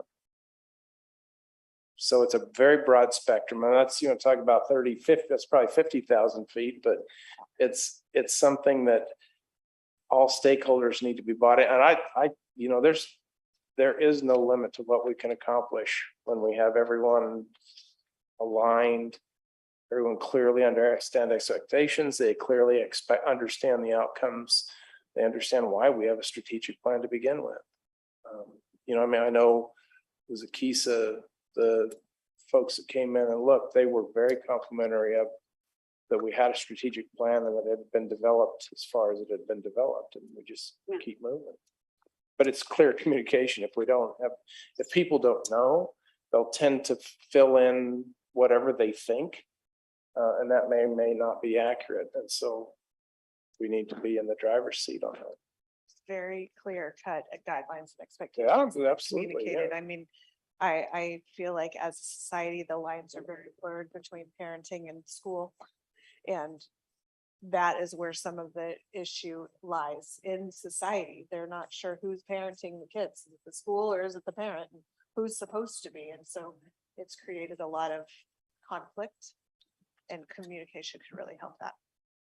Well, and I think we have to make sure we control what we can control too. I don't think we can change all of society through some art communication, but we can certainly clearly communicate our position, our role, our vision of the future. And I think that's really what's And important. clearly communicate what we find acceptable happening in a classroom.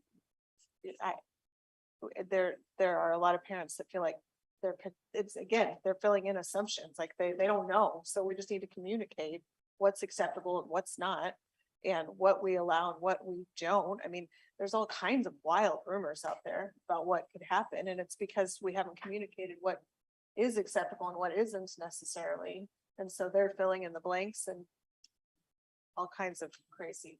Yeah, this is probably a 30-hour discussion, honestly. Yes, I mean, but I think this is So, a big so almost discussion. everything we Yeah. talk about, we could go further and further. So what else did you have for your 2 or 3 that don't fall under high quality staff, specifically emphasizing leadership, the real world learning, communication? Do you have other? I had just execution of the plan. That was, Okay.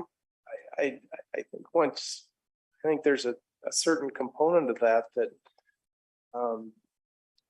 there's an expectation that the board has of Dr. Luttrell as part of the day-to-day operations in the district, that's the driver.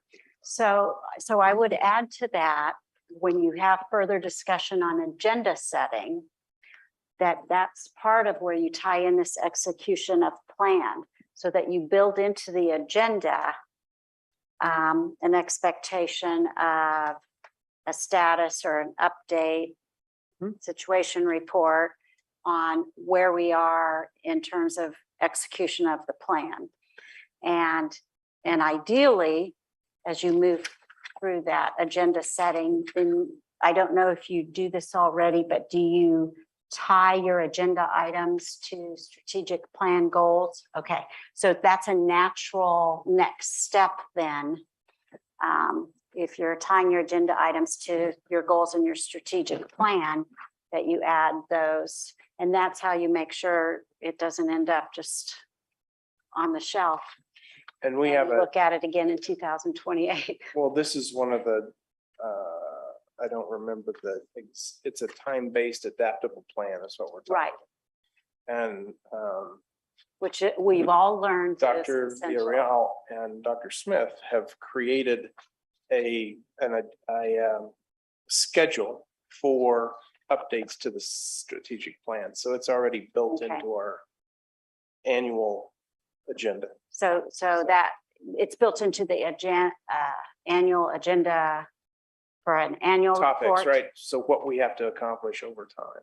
Okay, so do right? you I want have that to? right, don't I? I know it's not in this slide. Oh, yeah, they've laid out really an implementation. That's a high level, but is it something that's gonna be on the agenda every month or? It was a quarterly? I think it was a quarterly update on status. That's what I recall. The whole intent of that, like with the strategic plan update we had in May, it was like an hour presentation, hour 15 minutes. And so again, that can be a lot to digest.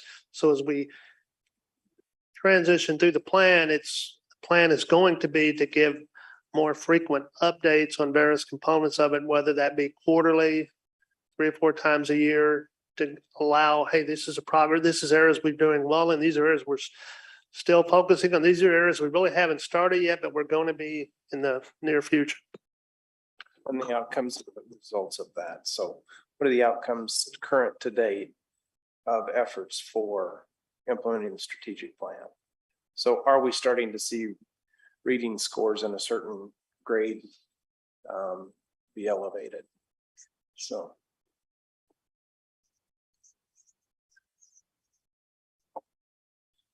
Okay, anything else that you had on your 2 or 3 changes? So have we developed measurable goals yet? Yeah, I guess that was one of the ones I had was they always with these plans, they always talk about coming up with measurable goals. I didn't really see that we had those yet, but maybe we did. Yes, so they've created these Okay, tables of yeah, where yeah. we want to be Perfect. and they're time bound. So here's 27, 28, here's target. 27, 28, I thought they had. And I believe they had the specific steps in how they would be measured. Right. Do you have a copy of this? I think I do. It's probably a fire. They hand them out. It's on board docs. Must have been the June meeting. It was. But it's color coded, it's easy to follow and read. So I think, as a board, you'll be able to track with this as you get those reports. So you've already established quarterly and you're saying that there may be some additional updates. Okay. So quarterly was the minimal expectation. I think it was quarterly in that numerous, I don't know if it was exactly a number, but it was like numerous frequent times a year, 3 to 4 times a year, yes. Okay. At least 3 or 4 times a year, Okay. yes. Okay, all right. All right, did you have anything else on your steps that need to be taken? Or changes that need to be made? Okay, so I'm gonna just do this as a whole group and I don't want to go down a rabbit hole on this. But as a group, what do you see as 1 or 2 of your greatest challenges in the next year and tying it back into what we have up here for these goals? What do you see as your greatest challenges in the next year toward moving towards retaining high quality staff, you know, making sure you're making progress with your real world learning with trades and your college career, readiness, college CTE, and the execution of your plan. And then I should probably move the communication to the end, because that's what ties all of these pieces together, is how you're going to communicate about all of these parts. What do you see as the greatest challenges to doing those things?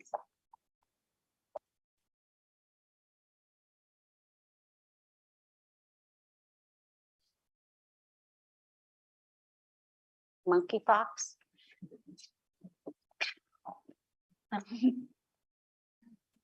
I hope that's a joke.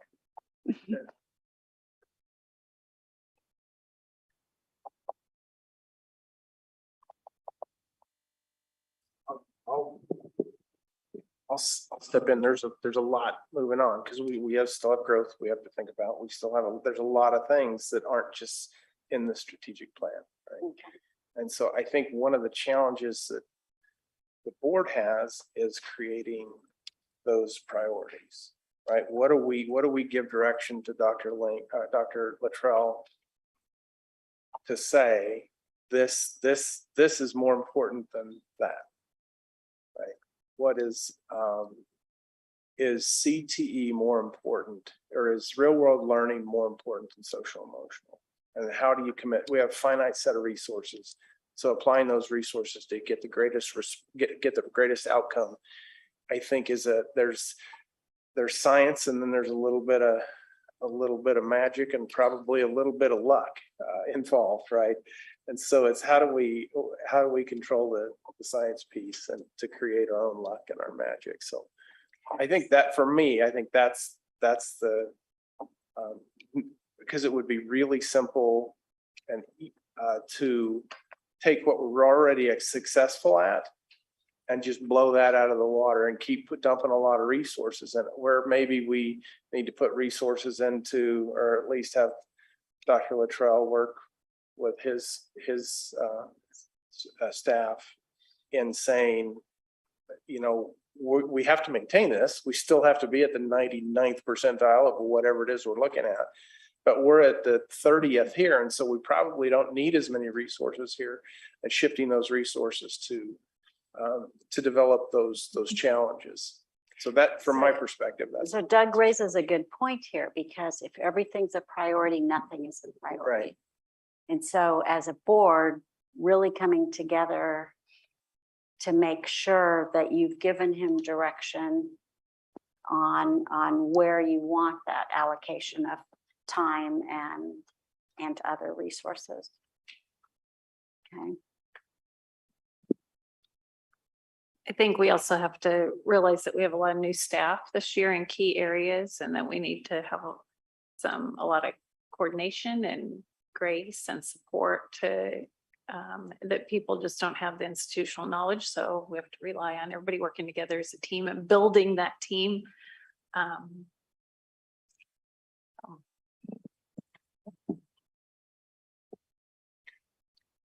Knowing what the board owns and what they just have a informational consultation role. What are we accountable for? What do we own? And then what do we have responsibilities and consulting and informational things? I think having a clear understanding of those lanes is a challenge. It's tough. Okay, so let's come to this, because this is where we want to add that accountability piece. And I asked Dr. Luttrell to think about some of his expectations of you as well. So through this process right now, I think that you've started to identify what some of your expectations of him are. And I wonder now if I could put you on the spot. Some of your expectations of what you need from the board have arisen organically through this conversation, but are there things that you had thought about that are expectations that you have of the board that haven't been discussed? No, I think that the topics we've talked through are, if you were to open my envelope, you would see some of those written down. I mean, the main thing that I really want to see in my first 5 to 6 months is you've already have faith in me to be the leader. I want you to continue that faith and have some trust in me at least the first 5 to 6 months, because I do want, just from observations in that, want to, I think look at doing some things maybe a bit differently, like I said, when it comes to agenda items and different things, while still being collaborative with everyone. I believe very much in being efficient. As we said earlier, there's a lot of discussions that go on in Board of Education meetings, but whenever you have 2 meetings a month and some weekends, some months a third, if it's a work planning session, that is a lot of time if you're not efficient at each meeting. And I think that there are ways that we can be efficient through 2 meetings a month and not tie up an inordinate amount of time. And I think to get to that point may take a little bit of a culture shift, but I think until you see it, experience it.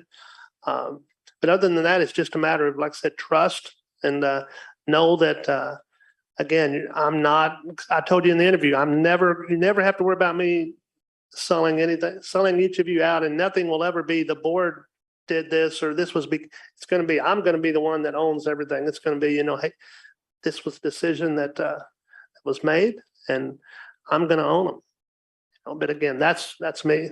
But no, we talked about it, the snow, when to cancel school, the social media that impacts now, all of that was definitely things that gave me good feedback.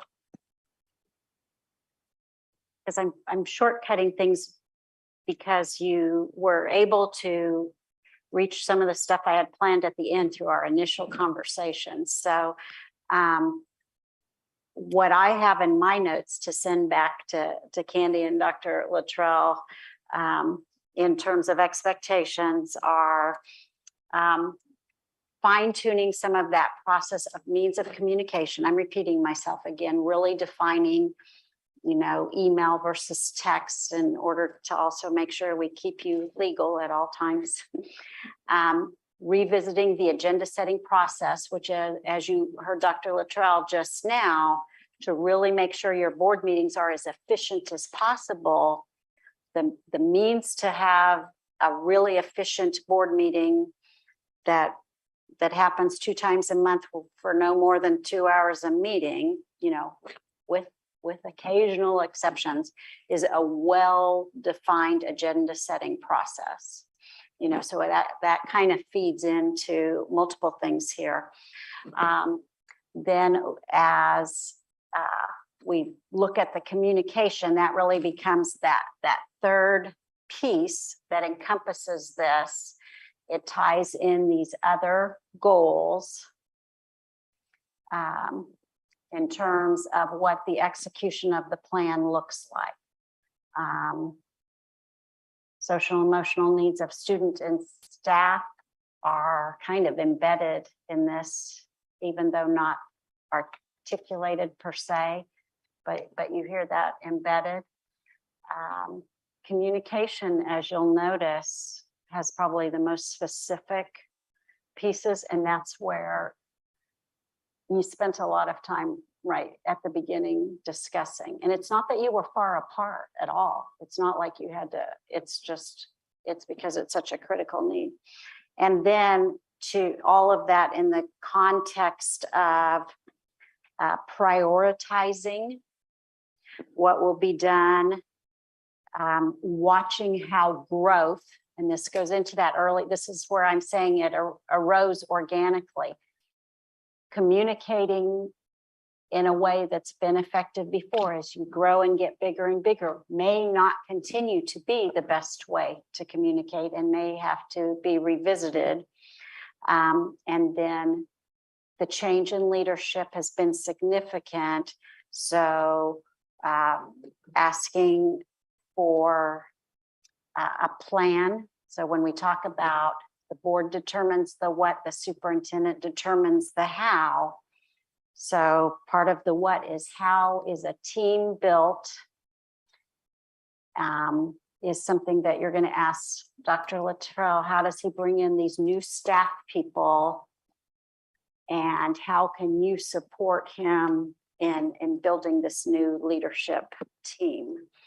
And realizing that that has to be intentional. And so you've examined this. So these are things that I will tie up and send back.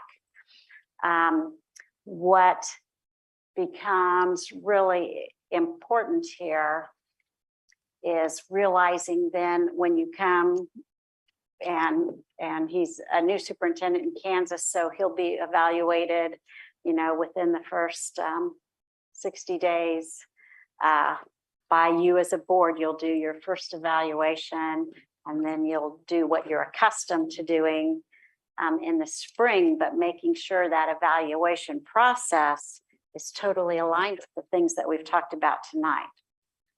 That we don't slip other kinds of expectations in there that were not discussed or part of the plan. Okay. So questions that anybody has in terms of where we go forward? I do think that you need 1 to 2 more meetings to really examine that whole agenda setting piece, to make sure you can do the things that you've talked about. Thoughts? And when I send this back to Candy, then you'll put it in board docs so they can access that. What's your time frame on coming back to the board again?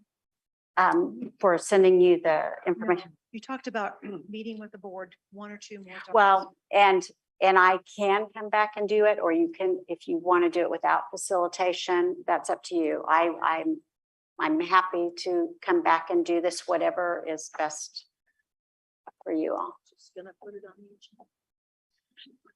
the agenda. I think her question, Candy, was that she's gonna send you her notes. And then you're gonna post them on board docs for the board to see. Okay, is that? Yeah, Did I and get that so, right? and that'll be probably Thursday, because I'm out and about in the world until Thursday. Okay. Today's Monday, right? No idea. You're on vacation. Yes. July 20. Mhm. But are you comfortable continuing this agenda setting conversation and examining those issues? Okay. Sure. I mean, I'm happy to help. I'm not saying I just kind of feel like you probably can do that on your own. I think. Okay, well, I've kind of ended abruptly, but it's 8 after and I, went longer, but you had good organic conversation that brought up all of our desired objectives for tonight. So I want you to quickly open your envelopes now and see how we did. Yes.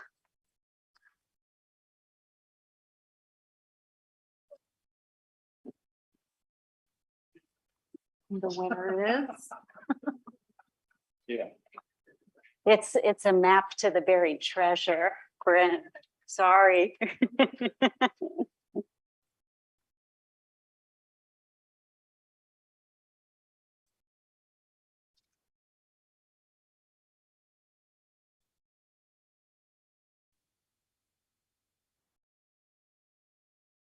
Did you have anything on yours that you didn't bring up, Dr. Luttrell?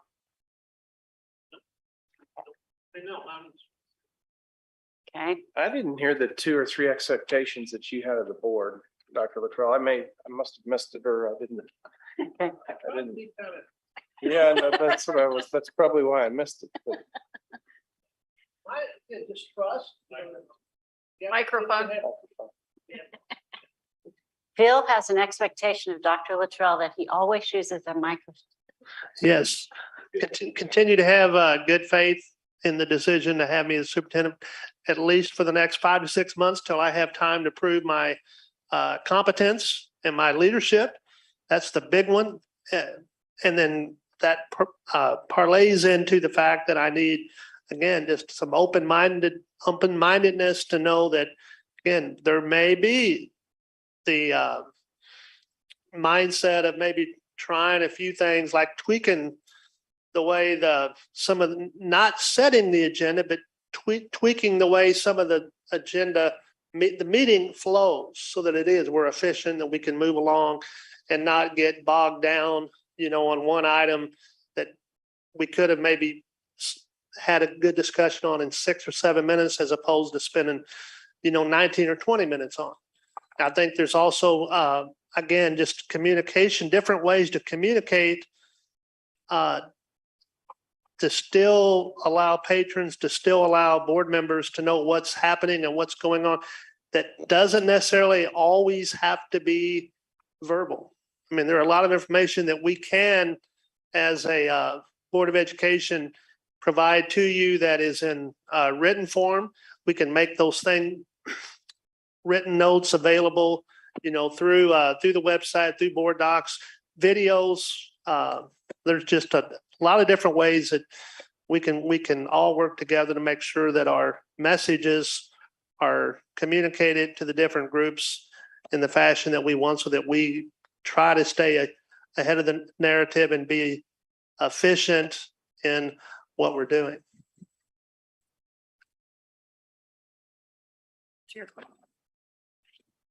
So I wrote down trust, open-mindedness, and streamlining meetings. Did I capture that, or did I miss one? Yeah, no, that's Okay, that's pretty much right on track. okay, thank you.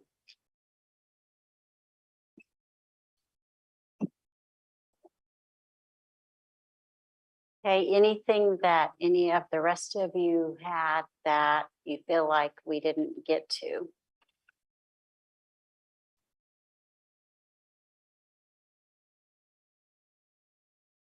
Because I'd like for you to keep these letters, and I want to hear what you have to say.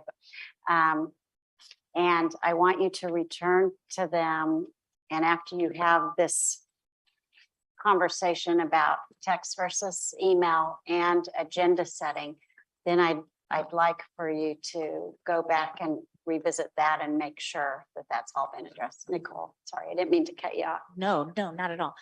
So when do we have these further discussions? Because you're talking about being more effective and efficient in our meetings. Do we table all this until our next workshop? Do we? I'm not sure. 29th, I think. August 29th, I think is one. Or, I mean, how do we move forward with this? Because what I don't want to happen is it goes on board docs and then we don't do anything with it. So in part is your question, do we need to call a special work session, or can it go on an Yeah, existing and agenda? I think it's kind of like twofold. I just would have assumed it would go on an agenda, but now you're talking about more efficiency and not anything like that. But some of this is like, seems like it could be a lengthy conversation. So to your comments about being more efficient, what is our next step? Do we just Well, plan that later? or- I think one of the things that you already have scheduled is the individual meetings with each of us. So some of that may be a little more clearly defined when you get everybody's kind of individual perspective on things. I'm not speaking. Yes, for you. because one of the reasons that I want to do those one-on-one meetings till after we had this session, because then I will elaborate a little bit more on, hey, what would you think if we maybe tried this, just to kind of get everybody's, because some people will maybe feel a little bit more comfy and open. And then because to me, it's all about creating a win-win for everybody. And sometimes everybody has to do a little bit of give and take to still, at the end of the day, accomplish the same result. But what like I said, off the top of my head, I would be thinking that, probably whether it be the next meeting or within the next, the 2 meetings a month is new to me. So when I'm thinking the next two, between now and the next 2 meetings, I would probably want an agenda item that would just simply be reflection upon the recent goal setting session. And kind of have it, based upon everybody's discussion, moving forward, listening, we might need to have a work session the next fifth Monday and talk about, and then that kind of gives some direction, doesn't let it fall through the cracks. And people can, sounds good, let's, set it up. Or no, I think we mapped all that out. So I wrote down 9 action items. And I think we should have 2 on an agenda for our next meeting. The 9 action items I had was check on communication for text. I think Nicole is absolutely correct that it's a coma risk, it elevates risk, but we need to find that out. Phil just told us that it's pretty tough. So I think we need to have that conversation, add that as an agenda item. So it's individual communication, means, and timeliness. That would be on our August, whatever meeting. No, I was thinking our next meeting, August 8th. Maybe just do one of them, right? Do we have things planned for that workshop? No, we don't have an agenda for the next workshop. We're kind of waiting for this to happen. So let's do one on our August 8th. Let's have some resolution around best communication, means, and timeliness.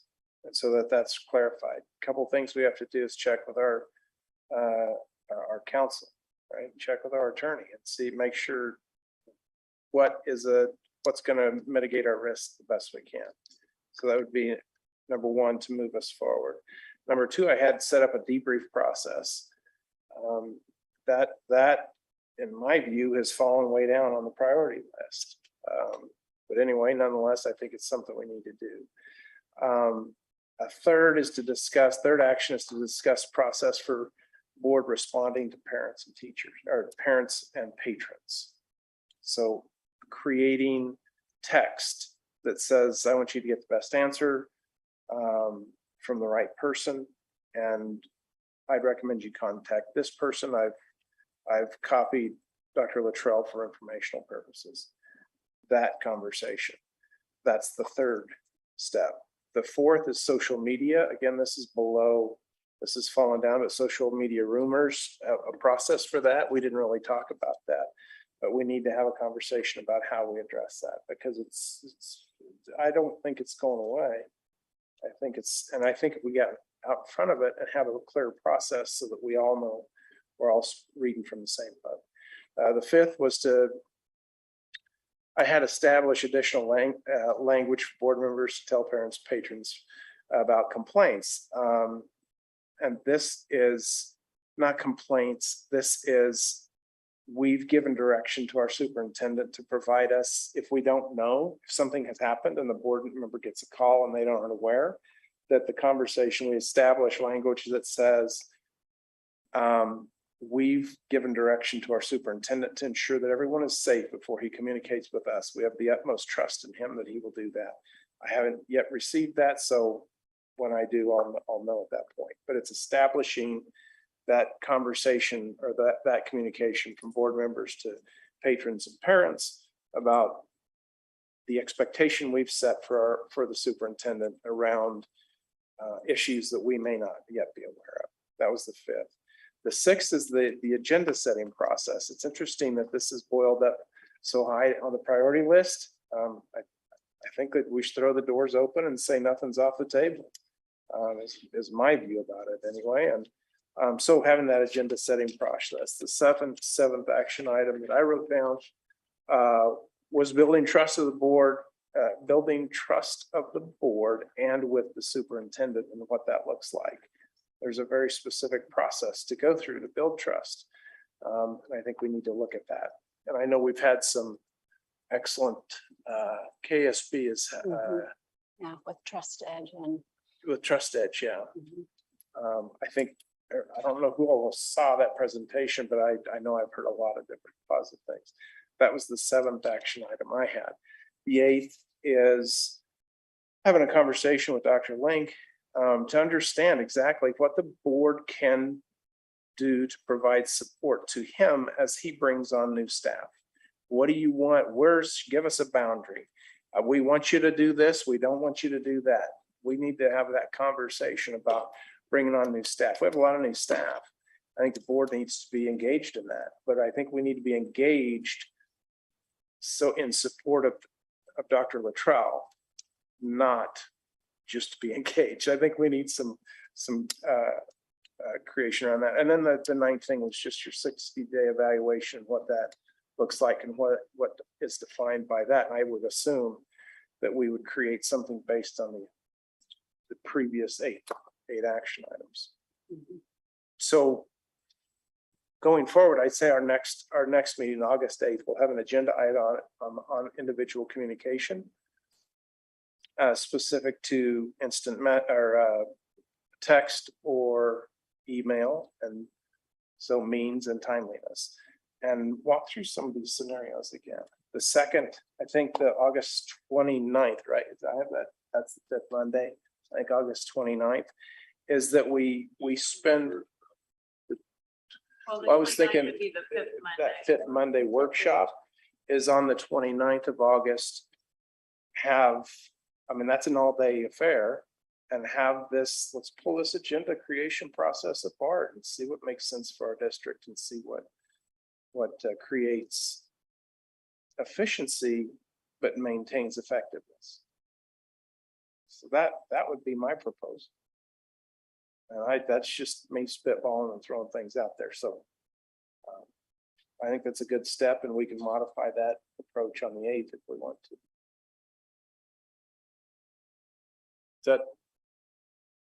I'm certainly open. I want to hear comments and feedback, but It'd be nice if we could have something that directed our conversation on that means and timelines. So it's not just another open-ended, we have like some scenarios or something.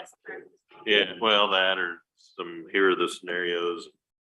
What's our expectation? Is it timeliness, and then what method of communication or something?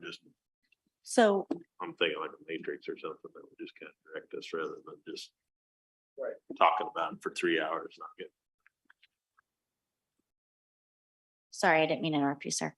But maybe we could utilize Dr. Christopher to help us with that guideline. Maybe he can set it out, only because if we're going to utilize him at all in the communication process, maybe he can help us with those avenues. I have absolute complete confidence that Dr. Fiorello could help us with that. I really like the idea of best practices. Does KSB have some best practices on communication means and timeliness? So most of it falls under some of those legal requirements related to like open meetings. So we have that, and then the stuff that's related to like transparency, building relationships, the trust stuff. So it's kind of in those two separate categories. I'm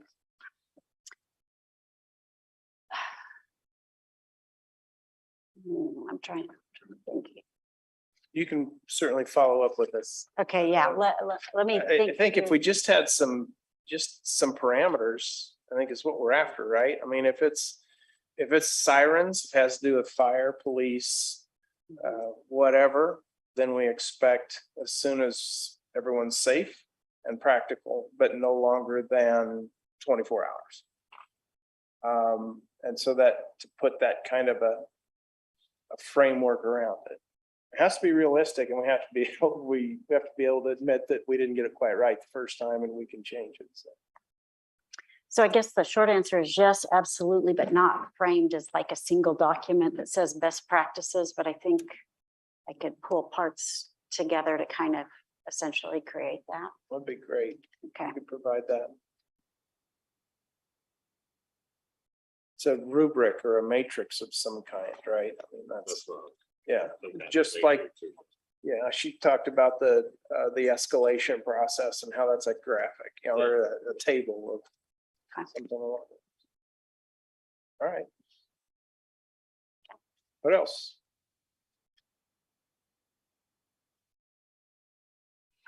I definitely appreciate your engagement tonight. I mean, you really kind of created this yourselves by taking the conversation down the roads that we needed to go. So it definitely shows your engagement and your interest in starting your new team out on a good solid foot and an interest on both sides for common expectations. So best wishes to you all and thank you for your time, and sorry I took you over. But it was because you had such great things to say. Well, we appreciate you coming in and facilitating this, Marcia. Appreciate it. Thank you.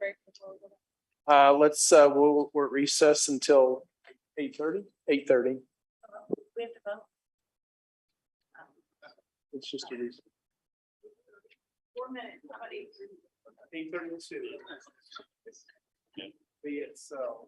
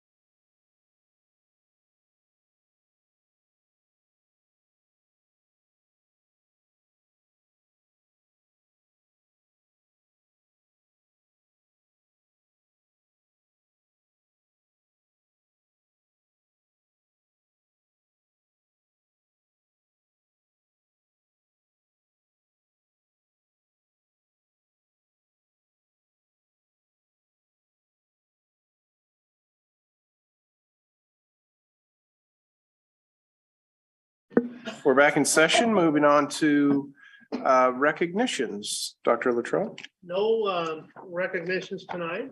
Even though we're in kind of summer hiatus. We will be back with that shortly with the start of the new school year. Very good. Moving on with. Oh, wait, I did have one. I'm sorry. And again, it would be written in there, but I'm still getting my credentials to log into a board docs. That I do want to give, like I said, being new to the community, being new to the school district, I thought that there was no better recognition than the district and the Spring Hill community could have received without, from the Zip Trip Live a week ago, whenever the Fox news station came down and spent, 3 hours just highlighting everything about Spring Hill. And big part of that was, the partnership with the school district. And we had students, staff that, participated, that were able to highlight. I was able to talk briefly about the district. And again, I just thought that's the type of recognition, publicity that you can't put a price tag on. But again, I thought that was really great because I know that many other communities would like to vie for that same attention, and they only do it once a week during the summers and that. And to be a part of that, I think was, again, just truly a great thing on behalf of a lot of different people that helped bring that together. I am done now. Very good. Thank you. I agree. I think that was great information. Great reflection on the district. Moving on to business with individuals. No cards were received. Okay, moving to consent agenda, which consists of approval of the consent agenda items, approval of the minutes from our last stated meeting, clerk's report, treasurer's report, payroll and claims, and personnel. Any discussion on the consent agenda?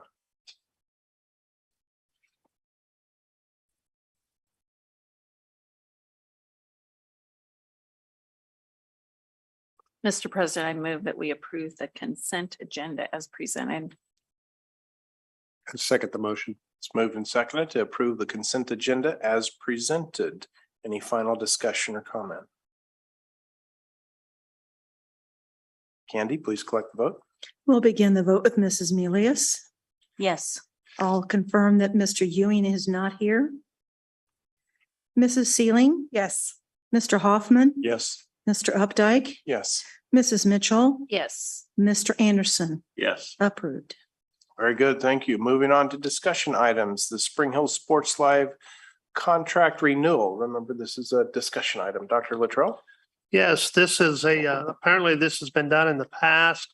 The organization that does this service secures advertisers throughout the region to broadcast live many of our, not all, but a good portion of our high school activities, both male and female sports. And they will continue that this year with the approval of this contract. I think it is important to note that, again, there is no true expense to the district for this because, again, the organization doing this, the Spring Hill Live Sports, has to secure financing for it to happen. So as the contract states, is that they will base the number of events in that on the amount of funding that they can receive, and then align that with their, their own personnel. So also, I want to point out that the attorney did look over the contract. I fed that feedback from the attorney back to Mr. Harris, the proprietor of the Spring Hill Live Sports. He was fine with the few suggestions. It was simply that we want to make sure that Spring Hill Live Sports knew that there was not to be any ad content that would go against the mission of the district in terms of products or topics that might be, such as alcohol, things of that nature. And again, that was already implied within the contract. So again, I think it's a good thing. The more we can, again, going back to the communication and making sure our parents know what's going on when they can tune in and see many of our kids competing and at a high level, that's a good thing for the district. So we're glad to partner with them. And then it had been brought up also previously from a couple directors, which is great. We hope that this can morph into, and I'm going to have with Mr. Williams and Clay over at the high school, some further discussion about seeing what avenues are there for Spring Hill Sports Live to partner with our high school and our students to get them involved in maybe some of the digital productions, the announcing, the broadcasting portion, because again, that's a skill set that you can get credentialed in and take to the real world. And so we're hoping that we can, again, as we stay with this, hopefully we can use it as more of a opportunity for our students to become involved and become equipped with skills to help them once they leave our campus. Just kind of a little short comment on that, because that was a topic that I had on the list for future meetings. And I did have a discussion with BJ Harris today, and he's already working with some of those groups. So I'm sure you'll find that when you talk to them, but he's gone into some of the classrooms and has recruited some kids to do camera and stuff. So he's already working with them. I think when we first brought it up, that hadn't happened yet, but now it has. So I asked Candy to remove that item from that list too. Great, very good. Any other questions on the contract? Sure, My only I question- do. Oh, I just had a question that maybe we could put that on the consent agenda for next meeting, or do you think we need to vote on it separately? Go ahead, Nicole. No, that's fine. So I know last year, one of the questions was men's and women's sports and making that equitable across. I'd love to know, and I know they have a plan, and this little plan was the same. Actually, in the current contract, it actually says tentative number of games for 2020, 2021 year. But so that might need to be revised, but it's the same from last year's contract as well. I'd love to know how many actually were broadcast Like by sport. by sport. Yeah. Yeah. Did that actually happen? Because I know that some can't because of weather and some can't because of different reasons or whatever. And this is just like a guideline, but I'd love to know if like it was actually equitable. Did we get, because even starting women's sports are down by 3, 4, like that are already not planned. Can do that. Is there, did you have any concerns with the contract? Or questions on the contract, other than how it was executed last year on what was actually filmed?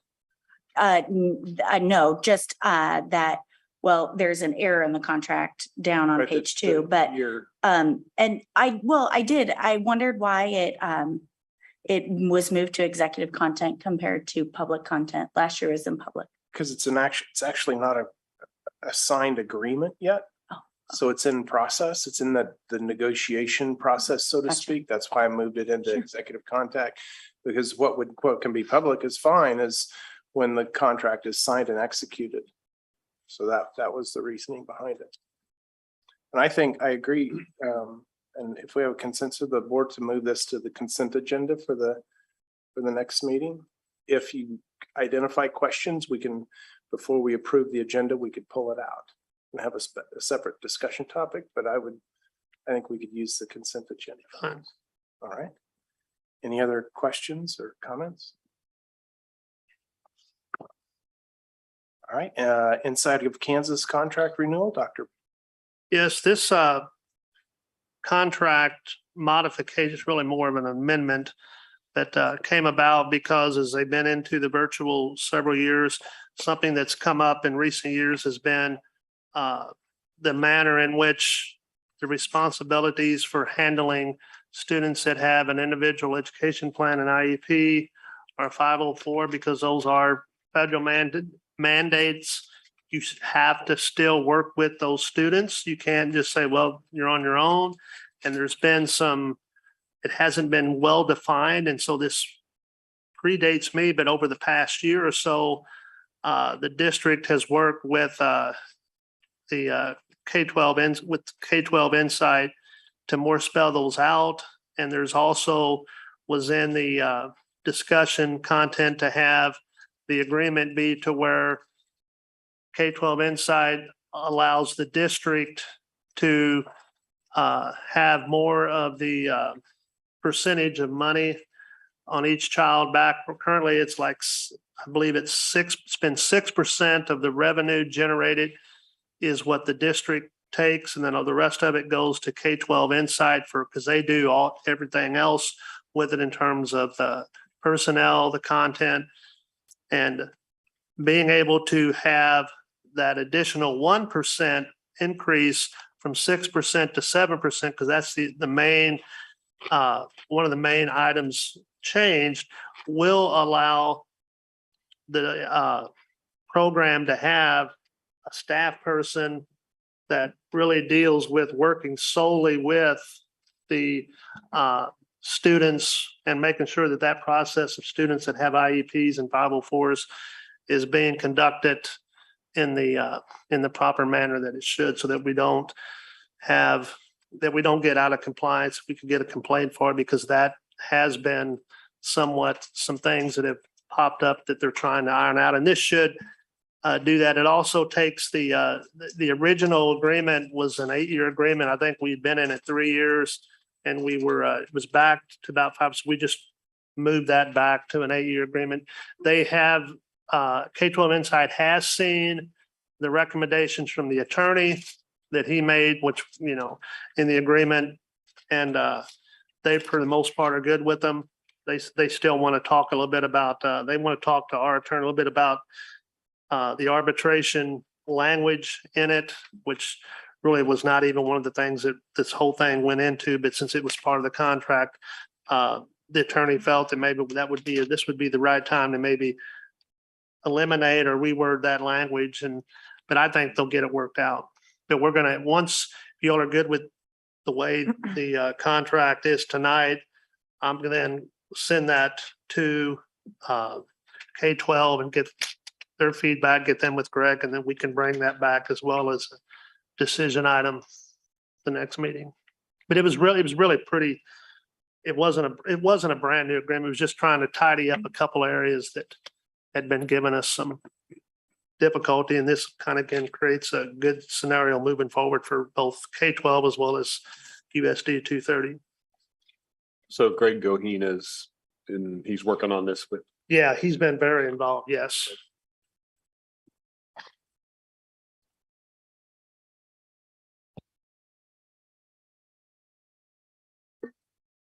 Questions or comments on the Inside of Kansas contract renewal?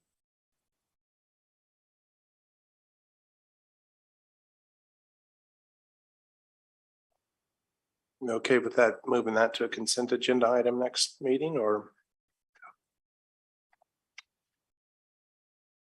just as a consensus? I think it would be fine. All right. But Candy, if you could move that to a consent agenda item. Items from Board of Education members for future meetings. You had that one removed, right? Sure. Yeah. Any other updates for the Board of Education members for future meetings? This is that informal discussion that Nels was talking about earlier. Nels, you had some things, Nels? Yeah, I was wondering, there was that issue on one of the curriculums that it kind of brought in some language that we weren't happy with, or we go back and audit the rest of our programs that are like that Are you referring we've to been that? using for years and years, and now they're changing them. Maybe it's different. What was that, Prodigy or something it was called? You're referring to that question that I'd asked Dr. Burke, I think, about the math problem. Yeah. I would like to look into that further too. I thought they had said that they weren't really using that program anymore, that they weren't going to use it with the new math curriculum or something. We've got probably 50 programs that we use daily, and I don't know if we've actually looked into that. I just wanted to be in front of it before we get more parents. I can make this pretty easy. It was removed from the acceptable use agreement, so it will not be used this year. On that one. But are you maybe referring to Nels making sure that additional, Right. it's not an additional curriculum, it's not, because we didn't know that. We would never have thought to look for some of the word choices that were used in that math problem, that curriculum. It would never have been on anyone's just regular radar. So what's the item? So this is something you would give a, And I guess I can come back and present in more detail, but just thinking we ought to think about doing an audit before we get more parents saying, oh, this other program we use has got the same issue with that. so like a curriculum, And it's a third party kind of thing, not our own curriculum necessarily. It's these add-on programs that we're using.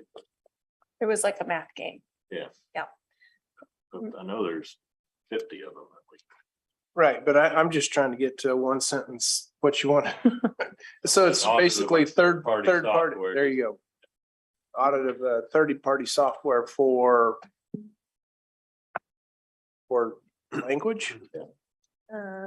Yeah, What is, I- what was the language that was? I can pull it up, sure. Think maybe along that vein, but maybe it's not the same exact item, but it would be in the same realm, is establishing some sort of clear, we talked about it earlier, but clear direction to what is acceptable to be discussed. I'm not sure how to say it. I think We modified a policy for curriculum complaint process. Is it a part of that? well, I would hope that we could catch it before it gets to a complaint. And I think that's what Nels was kind of asking in that. Is that correct? That's correct. Same issue. on all. So trying to think of the outcome. You want to create a list of words that we don't want to be used, or a list of language? Essentially, because that was what we prompted that issue with it, that we even looked into it. So I can read you the example. The word I don't problem. want, this is Okay. just, we can bring that up when you give a presentation, but I Okay. just want to make sure we capture it for future meetings. I think we need to think about that, but yeah. Any other items for, was that it? No? That's it. Okay. I do. Give me a second. Uh-huh. Eat my cookie. You what? Who's chewing? Chew my cookie. Oh, Help me out here. There was a year, 2 years ago, we looked into, I wouldn't even call it a software program, but it was a program that monitored our graduates, where they went, and whether they completed trade school, military, college. Do anybody remember what that was called? The clearinghouse thing? Yeah. You probably know. Yeah, I was gonna say KSD tracks a lot of that information for us. Are you just asking for a report of Yeah, I that would like to see information? a report, and then I have something to go with that when we do that, so. Okay. Just an update on that. Kind of the follow-up survey, the graduate follow-up surveys. Yeah, One year, they do 1 KSD year. tracks all of the clearinghouse data, so we should be able to bring that information back whenever the board is ready for that report. Yeah, just put it on the list, and when it's ready, take a look at it. good. Any other items for Board of Education members for future meetings?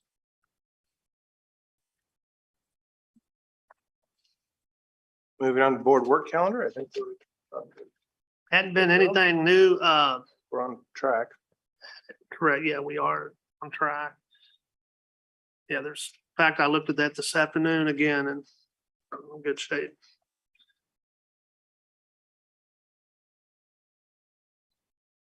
We're on plan, right? When's the opening day for office? I see that on the list for next month.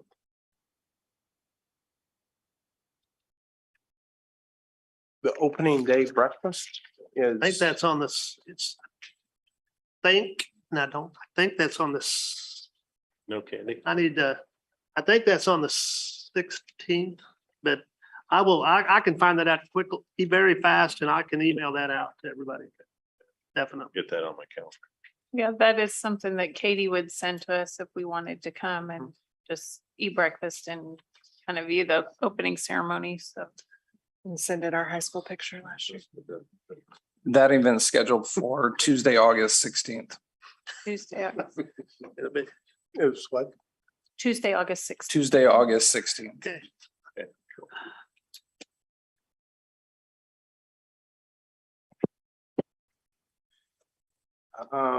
Committee reports.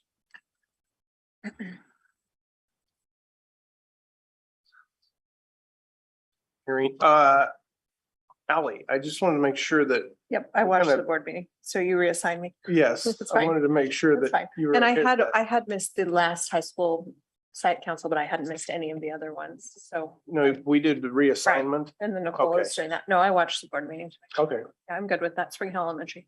all right. I'm gonna make sure you're online or on board with that. Superintendent report. A couple things that, again, with the new school year starting up, you'll probably be hearing a lot in terms of communication from the district on, and my chair just popped down. But we have, again, unfortunately, I mean, the